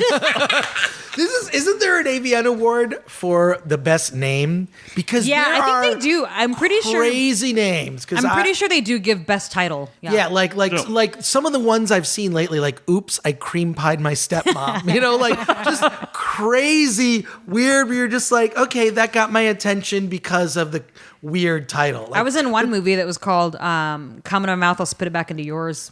yeah, Holy shit. Yeah. No, but just like It's a long title. But think of it, like every title has to be done. You have to be creative. Yeah. Right? Oh yeah. Oh yeah. Like. So I love those that are like, it's just so outrageous, it's nuts. I came up with a movie title that won an award this year's AVN for best ethnic release: Asian Fuck Machines. Ooh, Oh, nice. It's one of my last scenes that I ever shot, and probably like I was like, dude, this is like total. Everybody that's reviewed it, they were like, this is totally AVN award fucking like worthy filmmaking. I did an impromptu double anal in the film, and 60% of my scene is completely Impromptu double anal should Yeah. also be the name of a series. Seriously, because I've done double anal in my personal life before. That was impromptu, but anyways, with identical twins, even. Oh my god! Oh my God. Yeah, and it's my life. Okay, so I'm pretty sure I posted about it on Facebook. But no, this movie, I remember we were doing the BTS, and we were just talking, and talking shit, whatever, shooting shit with the director, and he's like, something came up where I was like, oh yeah, one of my nicknames is LBM or LBFM, Little Brown Fuck Machine. And he was like, oh, so you're kind of like an Asian fuck machine. I'm like, yeah, I'm like an Asian fuck machine. He's like, I think we found the title for the movie. Boom, the movie came out. Asian Fuck Machines wins an award for Best Ethnic Release 2017 AVN Award. Now, Nice. Do you think that, like, I mean, you have all these wild stories. Do you think that there are certain groups of women that read your stories and are kind of envious of your life? Oh, Meaning they wish they had the guts to get into the positions that you are, where you're able to fulfill some of these deeper fantasies. Because I do think that, like, when I look at something like Twilight, I feel like that Twilight is all based on, like, a girl wants to get banged by two guys at the same time. For sure. For sure. Right? Like, and I feel like that's a very normal fantasy for really a woman to is. have. I think it's normal. Now, put it this way. So when I do post all my stuff, right, I get a lot of women that will write to me privately, or they'll comment, whatever. But more often than not, I'll get women that hit me up regardless of how. And they always tell me, I love that sound. They always tell me, I like to live vicariously through your posts, because I'm very open in, my social media about like the stuff that I do, like we just discussed. Right. And a lot of girls will tell me, I like to live vicariously through your posts because I wish I had the balls to do the stuff that you do. And on the flip side, I have girls that call into my radio show that are like, I love listening to your show and listening to your stories because it makes me feel like I shouldn't feel ashamed about my sexuality. Yeah, you shouldn't. Like, and also I feel like it's been such a long time fantasy of, I want to be with two girls. Like a guy expressing that, I want to be with two girls and arrange a threesome, whatever. But I feel like it's only been recently that women have been able to actually express that they would like to fulfill a fantasy that's kind of the opposite of that. Yeah. Yeah, and be more open. And I feel like there's sort of mainstream examples of that being, like I think Twilight, bringing up Twilight is one of them. And also I think to a certain extent, True Blood also played into that, right? Like, oh yeah, because Sookie had she had like multiple lovers, and there was even like a fantasy. I think it was like, was it a cover of Rolling Stone? It might have been, or was it Entertainment Weekly, where she was with the two leads. Oh wait, I think I know what you're talking about. Eric and Bill, right? I think Matt's gonna look it up right now. Yeah, I'm on it. Yeah. So yeah, True Blood, like that was also a thing. Because True Blood and I thought Twilight were very similar in that sense. And it was based on that fantasy. And both are written by women. Both are female authors. Oh, I didn't even know that. Yeah. Well, Twilight's a female author. True Blood's female author. So when I see you writing all this stuff, I'm like, wow, you're like doing...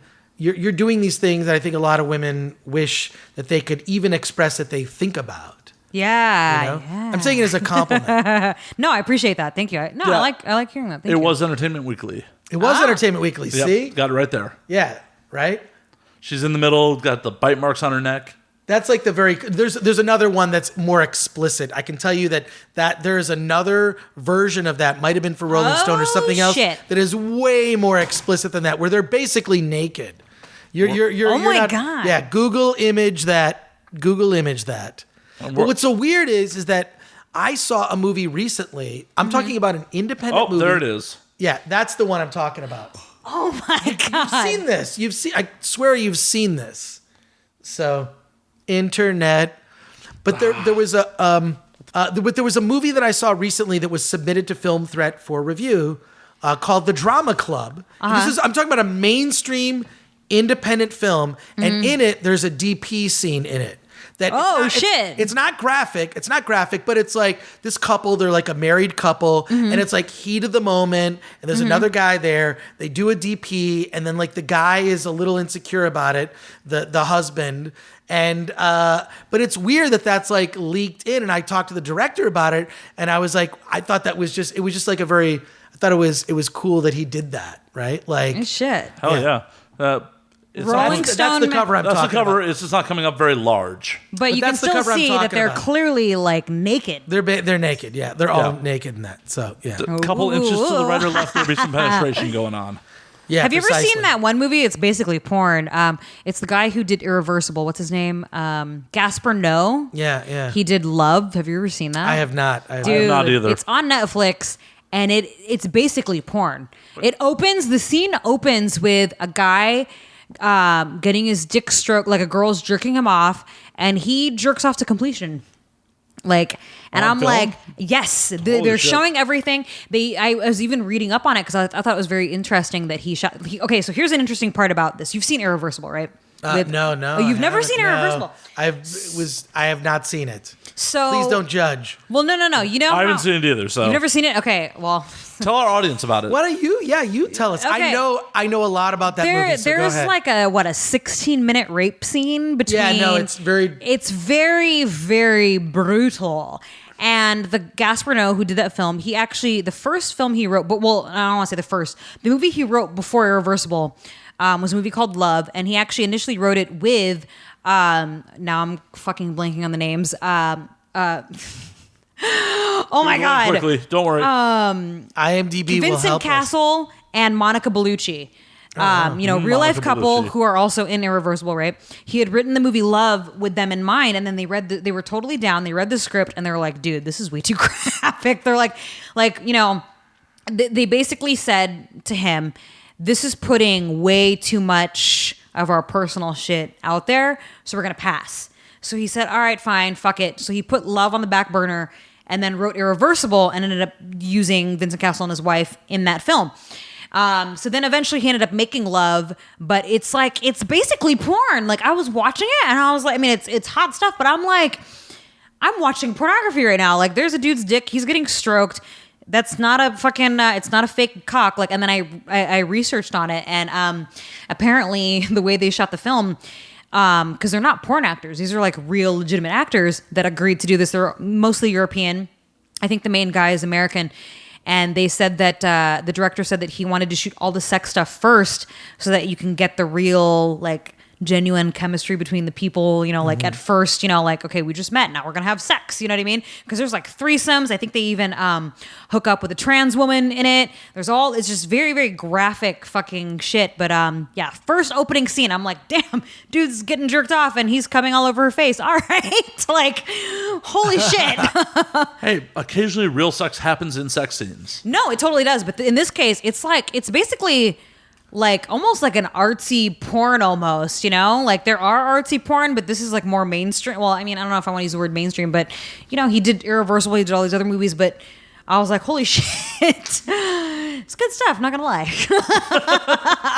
Well, it's nice to see, porn have theatrical releases. Yeah, I was like, oh my God, like, dude's dick is out. And these are not, well, I think the most fascinating thing for me when I watched it was these are not porn actors, and you can kind of see it like, how, okay, there's almost like a slight awkwardness, because I think they shot it, if I remember correctly, they shot it in chronological order as far as like, the sex scenes for like the build up towards all the different things that they do. Because the storyline is this couple, they end up hooking up with their neighbor and they have like a threesome thing going on. And then eventually there's like a love triangle type situation. But yeah.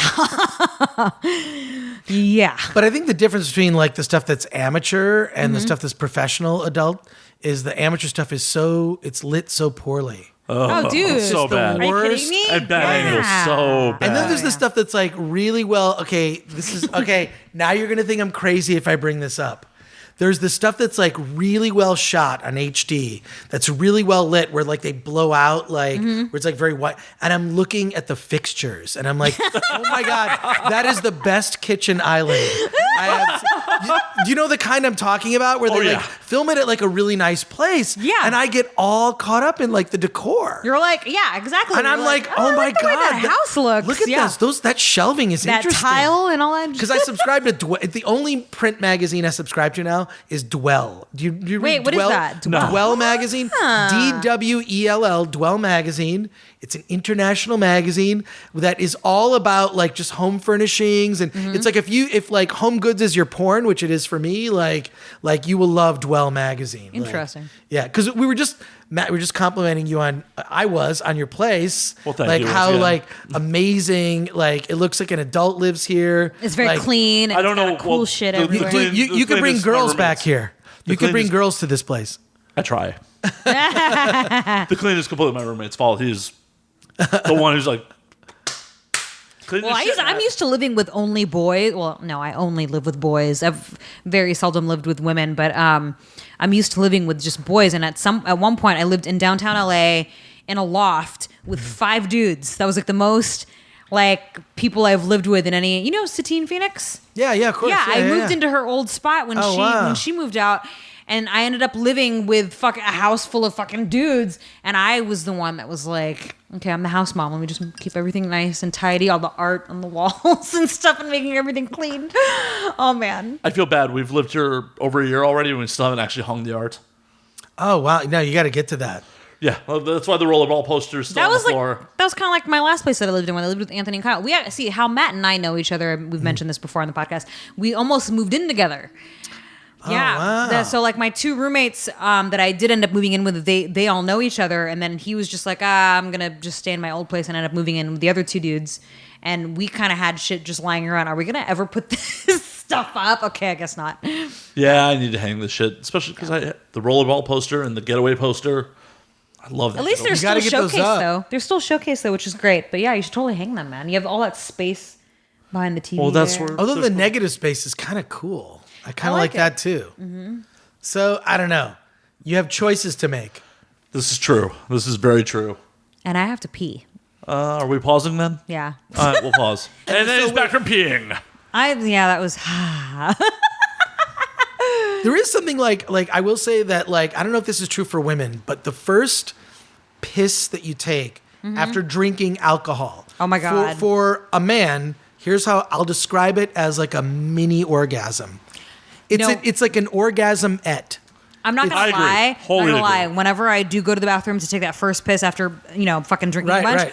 I literally will audibly be like, Yeah, yes, it's a it's just because it feels so good. I'm like, oh right. my God, that feels really so okay. good. So wait, I'm not crazy. I'm not the only No, one that not feels at this all. way. No. Not at all. Okay, good, No. good. I'm good. I'm glad And to that's know. exactly what happened because I was like, like how long were we talking for? 90 minutes? About that. We went 90 minutes, and I've had like what 2 cocktails About that. and a half, 2 and a At half. least. See, Yeah, for me, I started drinking at noon today. So Yeah, so me, I was like, I have to. Afternoon drinking. I went to Ye Rustic Inn, had some chicken wings, started drinking.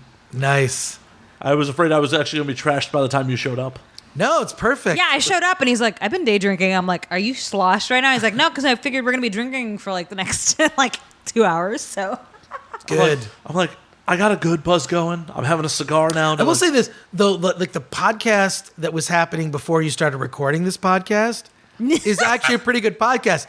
You were telling a story yeah. Amy, So about the Burgundy Room. So okay, You have to repeat the story. I've never actually. Definitely. So it's funny because you've seen my posts and stuff like that. I'm very, I love your very, posts. I'm very public about like my sexcapades, if you will, and like all the dates and non-dates that I go on, whatever you want to call Can them. I ask before you tell the Burgundy Yeah. Room story, Yeah, which yeah. you're going to tell? Yeah. Does it ever affect those goings on? Meaning, like, because you're on social media Mm-hmm. talking about this stuff, does it affect those interactions in any form? Okay, Because so- I feel like in a way, and I feel like in a funny way. You're reviewing these people. Well, you know, dalliances. I'm actually really happy that you brought this up because this has something to do with the guy that I'm about to share the story Oh my with. God. I didn't actually mention this earlier, but I'm going to mention it now. Please do. But I'll start from the beginning. So, I meet this guy on Bumble, right, which is kind of like the equivalent to Tinder. I love Bumble. Bumble Me too. is sort of like Yeah, me Bumble's too. way like I'm not on Bumble now because I'm in a Right, relationship. sure, yeah. But like Bumble, I thought was a higher class of women. And I agree with Whereas that statement. Tinder, I thought was kind of gross. On all angles, because you know why? I put myself, when I was on Tinder and Bumble, I would put myself available to both men and women because obviously I like women too, you know what I mean?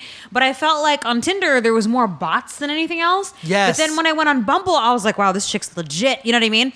So, yeah, I really liked Bumble a lot. But, Annie, real quick. What? When it's two girls matching, who has to contact who first? either. Oh, Either. that's cool. Either, Yeah, because 'cause I I just would. thought about You know, that. can I tell my other dating thing? When I was on OkCupid years ago, I discovered that every woman I hooked up with on OkCupid had really bad credit. This is a bizarre but true. In every instance, it would always be like, I don't know. It was just like the girls had always bad credit and were just really bad at finances. This sounds like Oh my maybe this is God. something that like I'm saying at like my age. Like, well, the women had really bad credit. So sounds kinda did lame. you find out what their credit score is before or after? It would just come up in conversation. like, Really? So it that's would come odd. up? oh my God, this one crazy girl I my dated. God. See, I one would never- yeah. Crazy girl I dated for a very short time was like going to donate a kidney to her brother who she didn't like just for the money because she needed the money to pay off credit card debt. Oh my But God. somehow it always came up in conversation like this weird thing like, why is it every woman on OkCupid, it just has bad credit? I don't know. Oh Strange. my God. Sorry. Weird No. digress. This is just. Your story is Amazing. going to be a No, million this times is better. very interesting to me that would even come up in conversation. Like, yeah, by the way, my never had credit that score happen. is like 400 but something. It was weird, but then like I don't know, maybe it's because OkCupid is free. So I guess. but Bumble's also free, but you can sort of boost You yourself. can on do Bumble. like a VIB. It's Yeah. like called a VIB. They call it thing. VIB. Oh, I thought it was interesting. free though because I was part of that. Well, I mean, it's been a while. It is free. But it It is is geared free. towards what I do like with Bumble is I think it attracts a higher caliber. I agree with of- that statement. of I totally, women. yeah. I don't know totally about the agree. dudes. Like I The can't dudes speak for the sure dudes. too, because if you look at my phone, okay, I have to pull this up because we never actually brought this up on our last episode, right? But we never actually pulled it up to show proof. So I'm just gonna pull it up now for the listeners because I obviously All your didn't do that. Bumble like matches. No, not even matches. The amount of dudes look that are look phone at that are how many Bumble names are I have Bumble. that say Bumble. Oh my God, I would do the same thing. I would do like the girl's first name and then Bumble's the last name. Look at that, and it has a bumblebee next to it. Oh Nice. my God. So when you meet people in a bar in real life, do you put first name bar where you met them at? Because I still do that. Sometimes I would do that, but like, so this dude. Let me tell the story. I real quick. deleted all my Bumbles, so I don't have any. But I wonder if I have any OkCupids.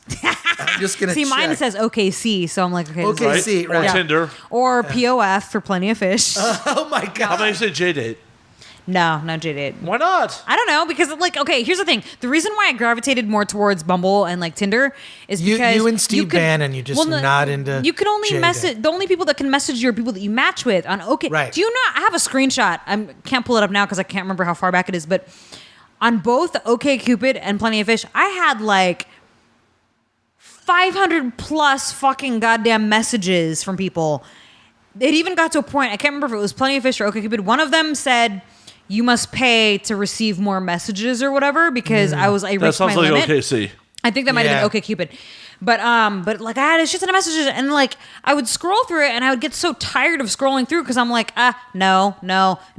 So the reason why I like Tinder and Bumble is because the only people that I match with are the ones that can fucking message me. Right. Yeah. No, I think Bumble is, of all of those, I think is the better one. For sure. Just I because agree. there's a totally filtering agree. process where the woman chooses. And I think that's, you know what I that's like the way about- it is in real life. I'm a very forward person as it is. So what I like about Bumble is it forces the woman to fucking be social, has to be the one to fucking instigate conversation. I fucking love that shit. I Yeah. love it too So- in theory, but I've had so many women just be like, hey. And that's boring as fuck. Come on, man. You know what I mean? Like, no profile, pretty picture, hey. Yeah, but hey is mostly a guy move because guys. It is a guy move. It's gotta be Hey. like, hey. But then you get girls that are like so fucking boring. They're like, so breakfast or brunch? Like, what the fuck are you asking me? Like, breakfast or brunch? Come on.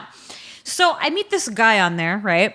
Mm-hmm. Now, people that listen to my radio show on Sirius XM, I typically give guys nicknames because I don't like outing people. I always use nicknames to describe people that I'm talking about.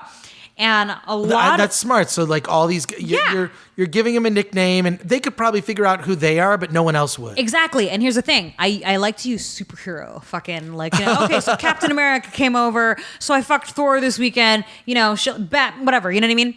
And so okay, so let me start from the beginning. So I meet this guy on Bumble. We match. I have no idea that he knows who I am, even though I'm very used to. At the time, I was very used to people like being very direct about it from the beginning. You know, when I first message or they message me, whatever. So this guy in particular didn't really say anything when we were corresponding via, you know, messages back and forth and eventually texting. I tell him, okay, meet me at this bar. We go to the Burgundy Room, which is in Hollywood. We go to the Burgundy Room. This motherfucker.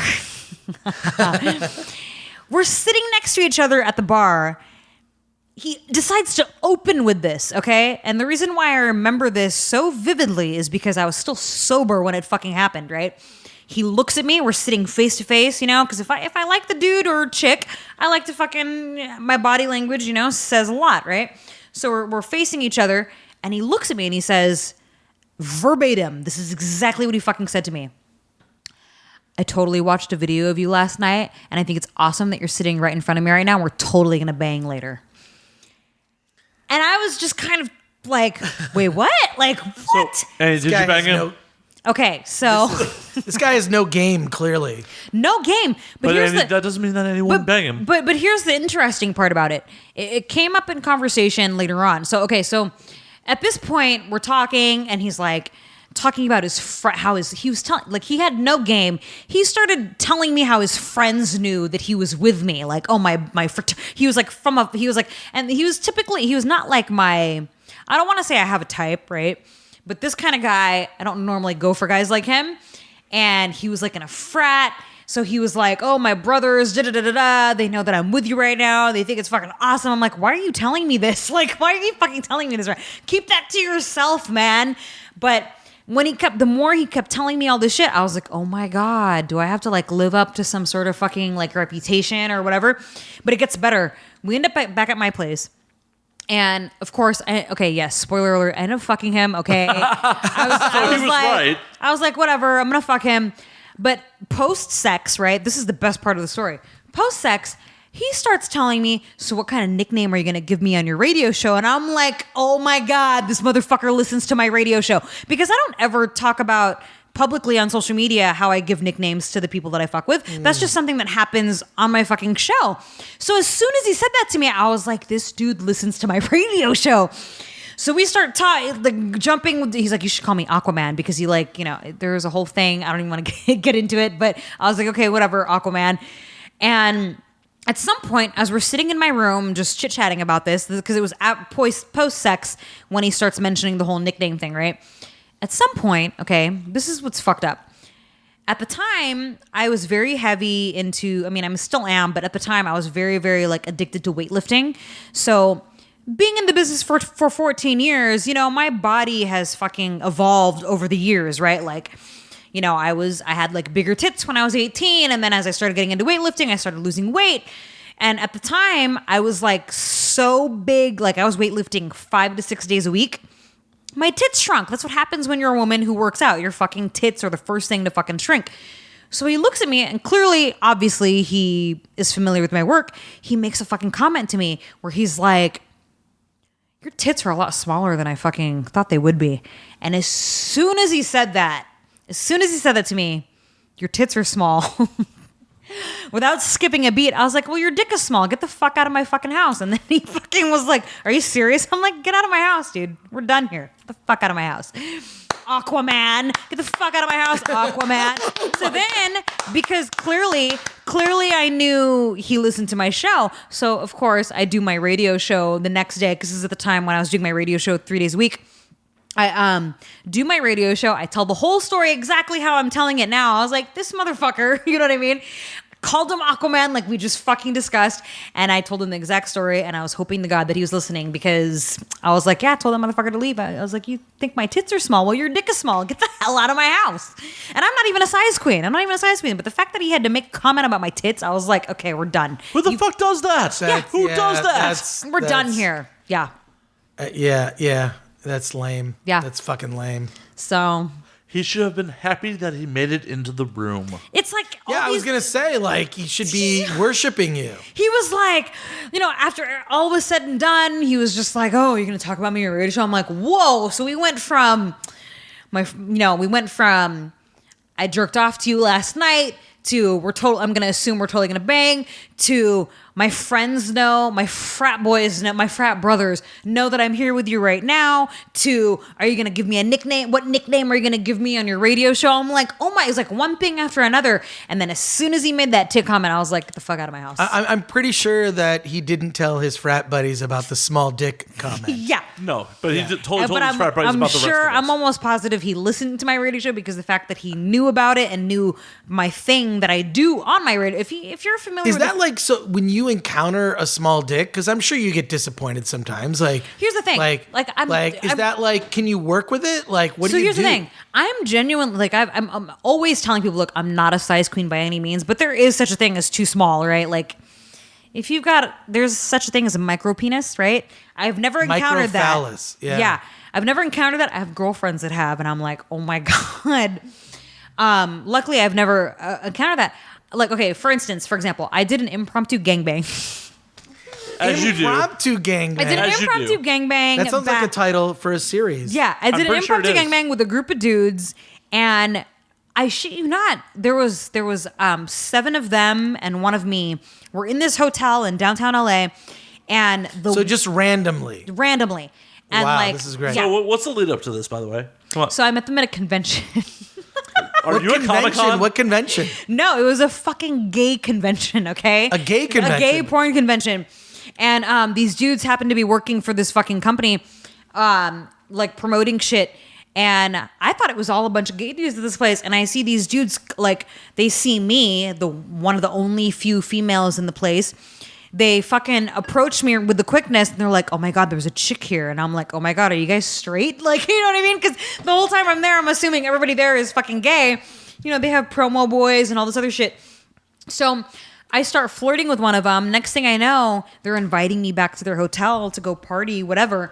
And next thing I know, I'm in their hotel room getting DP'd, and my ex was with me at the time, but he wasn't initially partaking. Like, some other chick eventually ended up showing up, and he ended up hooking up with her that nobody else wanted to hook up with, but my ex would, he would fuck anything. But anyways, he like initially was watching. I actually have a photo of this moment where, so he ended up calling room service while we're in the hotel. It's a nice ass fucking hotel in downtown Los Angeles. There's 2 beds. We're on 1 bed. I'm getting DP'd. Wait, there's 8 of you on 1 bed? Oh yeah. I have a dick in each hand. I've got like, I'm sucking on one. There's a picture of this, dude. I have a picture proof of this. And my ex calls room service. Room service shows up. I'm getting plowed DP style with a dick in each hand, whatever, all on 1 bed because we did this on purpose. The dude comes in with the food, and I'm just like getting fucked. And my ex, he's like, the poor guy that like brought the food. He's like looking at me, us, and my ex, and he's just like, what the fuck is going on here? And so my ex goes, you can set it on the bed, and he goes to set it on the empty bed that's on the other side. He's like, no, set it next to her, like just fucking with him. And he's just like, okay. So he sets it next to me on the bed, and then he just stands there and just kind of, is there anything else that I can do for you? Did he put his hand out for a tip? No. So this is what I said.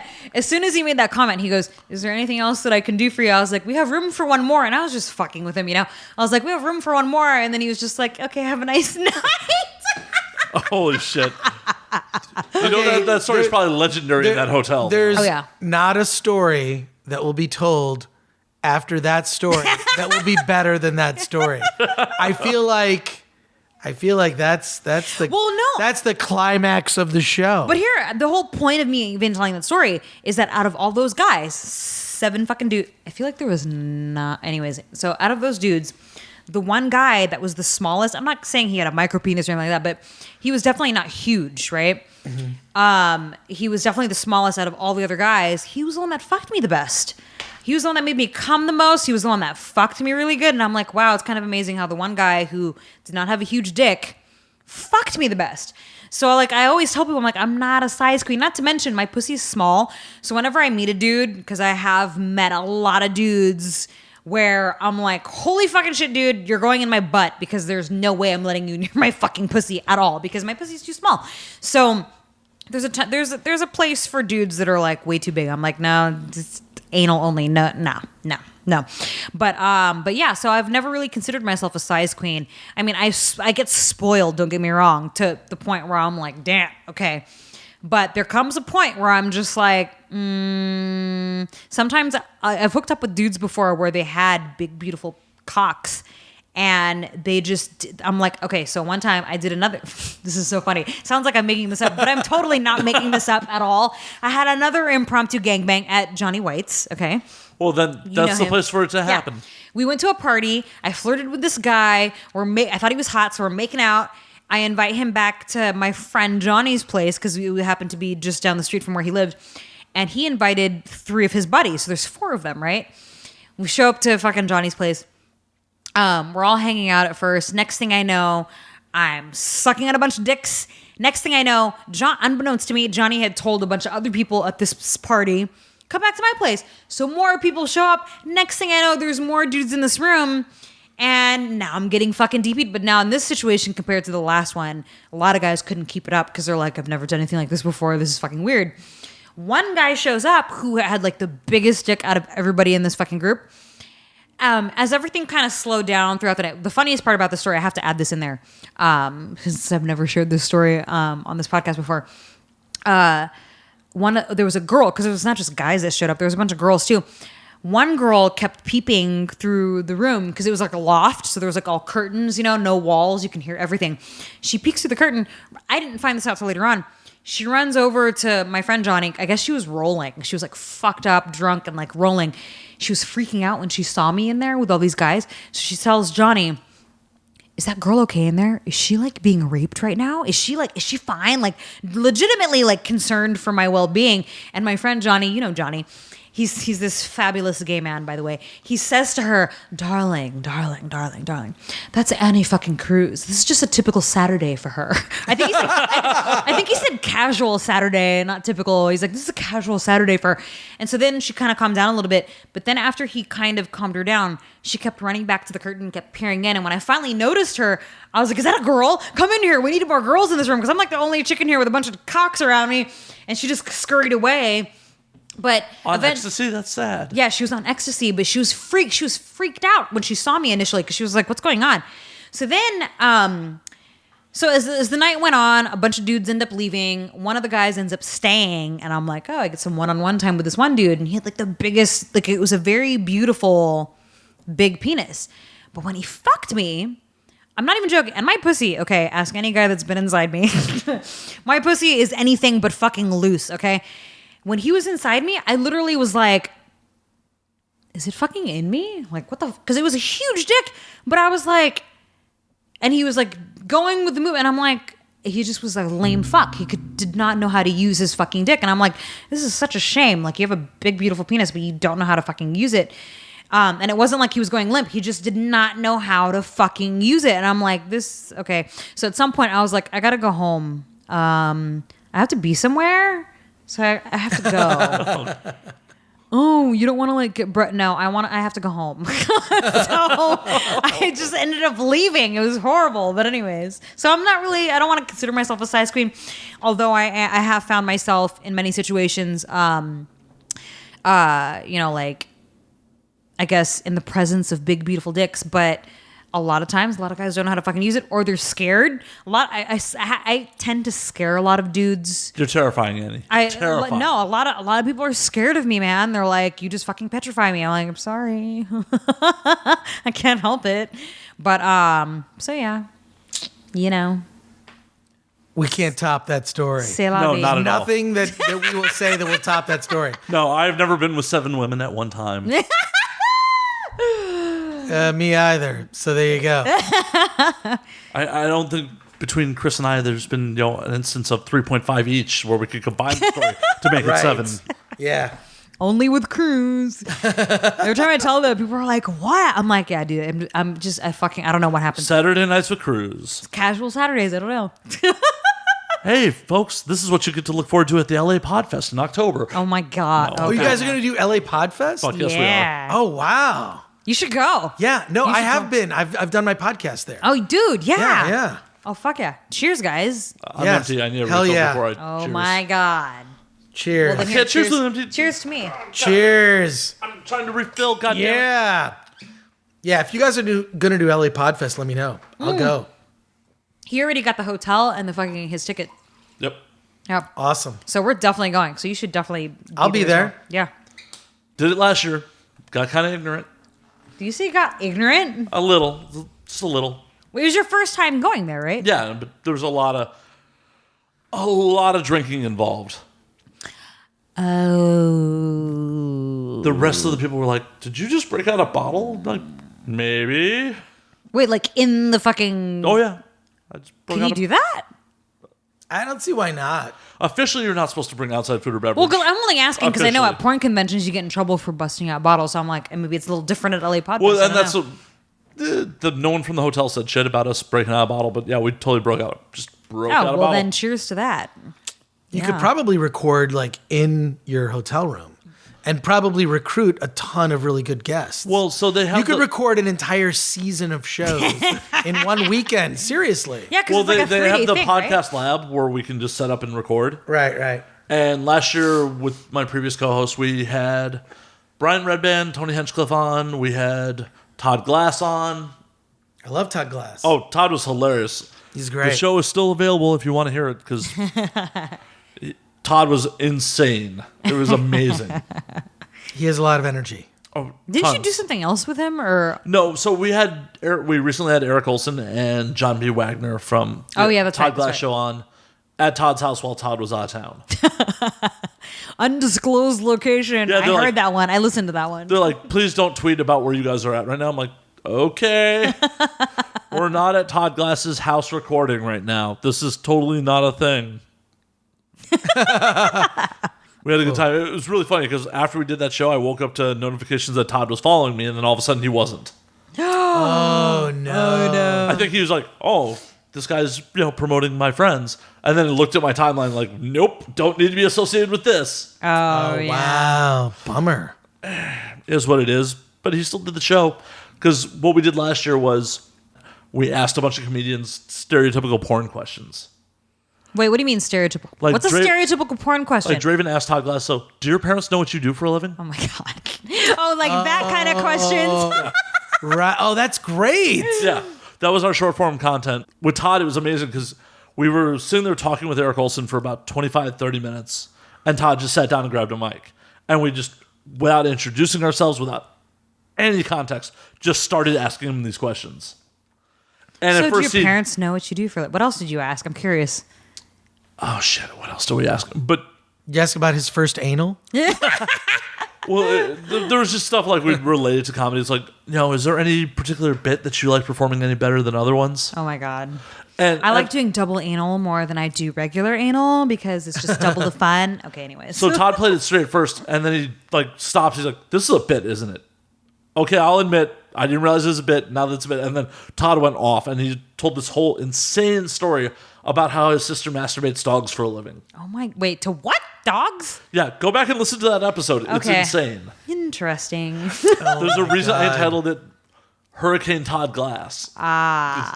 See, I didn't hear that one. I just heard the one where you were at his place. And With, you're like, we're at an undisclosed location. And then in the midst of the fucking show, all of a sudden, all right, fine, you already said it, so it doesn't matter. Yeah. Yeah, no, the Todd Glass studio is very nice in his backyard. Oh, very nice. Very nice. But yeah, That's no, awesome. I want to get Todd on again when we're at LA Podfest because I know they're doing it again. I'm going to get Bert Kreischer on. That is the goal. Oh, Bert's great. Oh, I've been yeah. on his podcast. He's fucking He's He's hilarious. awesome. Yeah. I feel like he'd be a good fit for us, He's The hilarious. Machine. Yeah, the machine. The Machine. Oh, the machine with the Russian. I did a TV show with him Russian years ago. Mob. It was like a ripoff of the Man Show called the X Show. Oh, I remember on that. FX. I was on that show. I was on that show from the beginning to the end. Oh my That was God. my first professional TV experience. I Oh, was doing shit. the X Show. And I remember like the X Show had this rivalry with the Man Show. Is this when Rogan and Stanhope were doing the Man Show? No, this is before. This is when Jimmy Kimmel and Adam Carolla Oh, yeah, did yeah, the Man yeah, Show. yeah. And I loved the Man Show on Comedy Central. I thought it was very funny. Mm-hmm. Like the bits were good, whatever. And I would see like Adam Carolla because we shot on the same lot. So Adam Carolla and Jimmy Kimmel would be walking around the lot, and I'd go like, "Hey, guy!" Like I was like all excited because I was like the movie guy that came on once or twice a week and did my little bit right on the show, and I had to pretend I didn't like that show. Which kind of sucked because I love the Man Show. So yeah. I like both versions of it. It was a very different show. Once. Oh, with Doug Stanhope and yeah, Joe Rogan. Joe Rogan. Oh my God, it was very different. So if I really have to pee. Do you guys mind if I just pee? Yeah, go ahead. Pee right now. Like, Just is do it it. okay? Yeah. Like, because I feel like if I run to the bathroom, it'll waste a whole lot of time. Okay, If just I just do do it. it like right here into my glass, Yeah. it'll be fine. It's okay? Yeah, go ahead. I'll clean it You up guys think it's later. weird? Sorry, No, no, Steve. no, Andy, just- you've seen if I just whip my just cock out, it's whip fine. it's fine. Come on. Just All right. Yeah. go And he's ahead. probably seen it before. This It's is really- okay.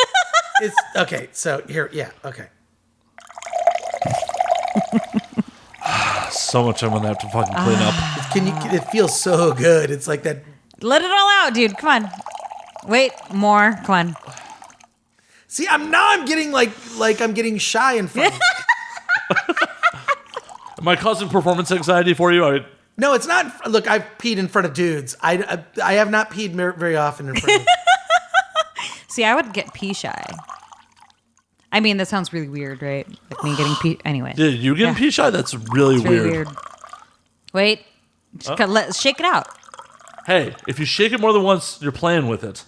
All right, that's all I got. Cool. Okay, well, thank you. This is weird. Have you ever had anyone pee on the podcast? Actually, yes. Because it's 2 Wait, you have? hours. No, 100%.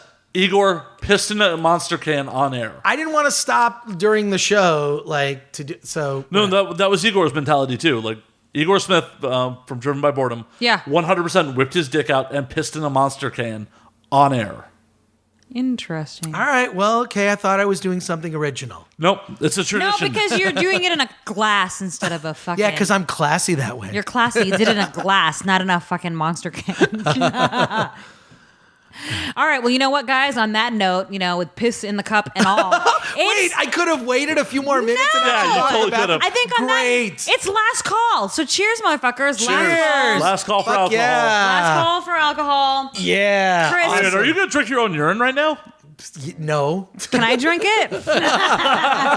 Chris, thank you so much for coming on our show. Can you please tell us where we can find you? You can find me. I'm that Chris Gore on everything on Instagram, Twitter, that Chris Gore. Also, read my movie website, filmthreat.com. And thanks for having me on the show. This was Thanks for freaking coming. blast. You're amazing. Thank you for being on. Such a blast to be here. Yeah, Thank I'm you so happy to much. have you. Yeah. And you can find me at Annie fucking Cruz on Twitter, at AnnieFuckingCruz.com for pleasure, AnnieCruz.com for business. Read your upcoming book. Yeah, at Annie Cruz on Instagram. And then, of course, my upcoming book, which titled to be determined, I guess. We need to come up with a TBD. solid fucking title. That's Hey, all for me, though. Slayer, Tweet at Annie. Suggest book titles. give me some fucking book titles, you guys. It has that's to be a good good. idea. Yeah. Maybe. Okay, I have wait. them occasionally. As an Most of them. incentive, if anybody can come up with an amazing fucking book title, I might send you a little something. So be creative, y'all. It will not be a cup of Chris's urine, I promise. Yeah. Nah. Yeah. It might be. It might be mine mixed with it. No, I'm just kidding. Anyways. So, Slayer, where can we find you?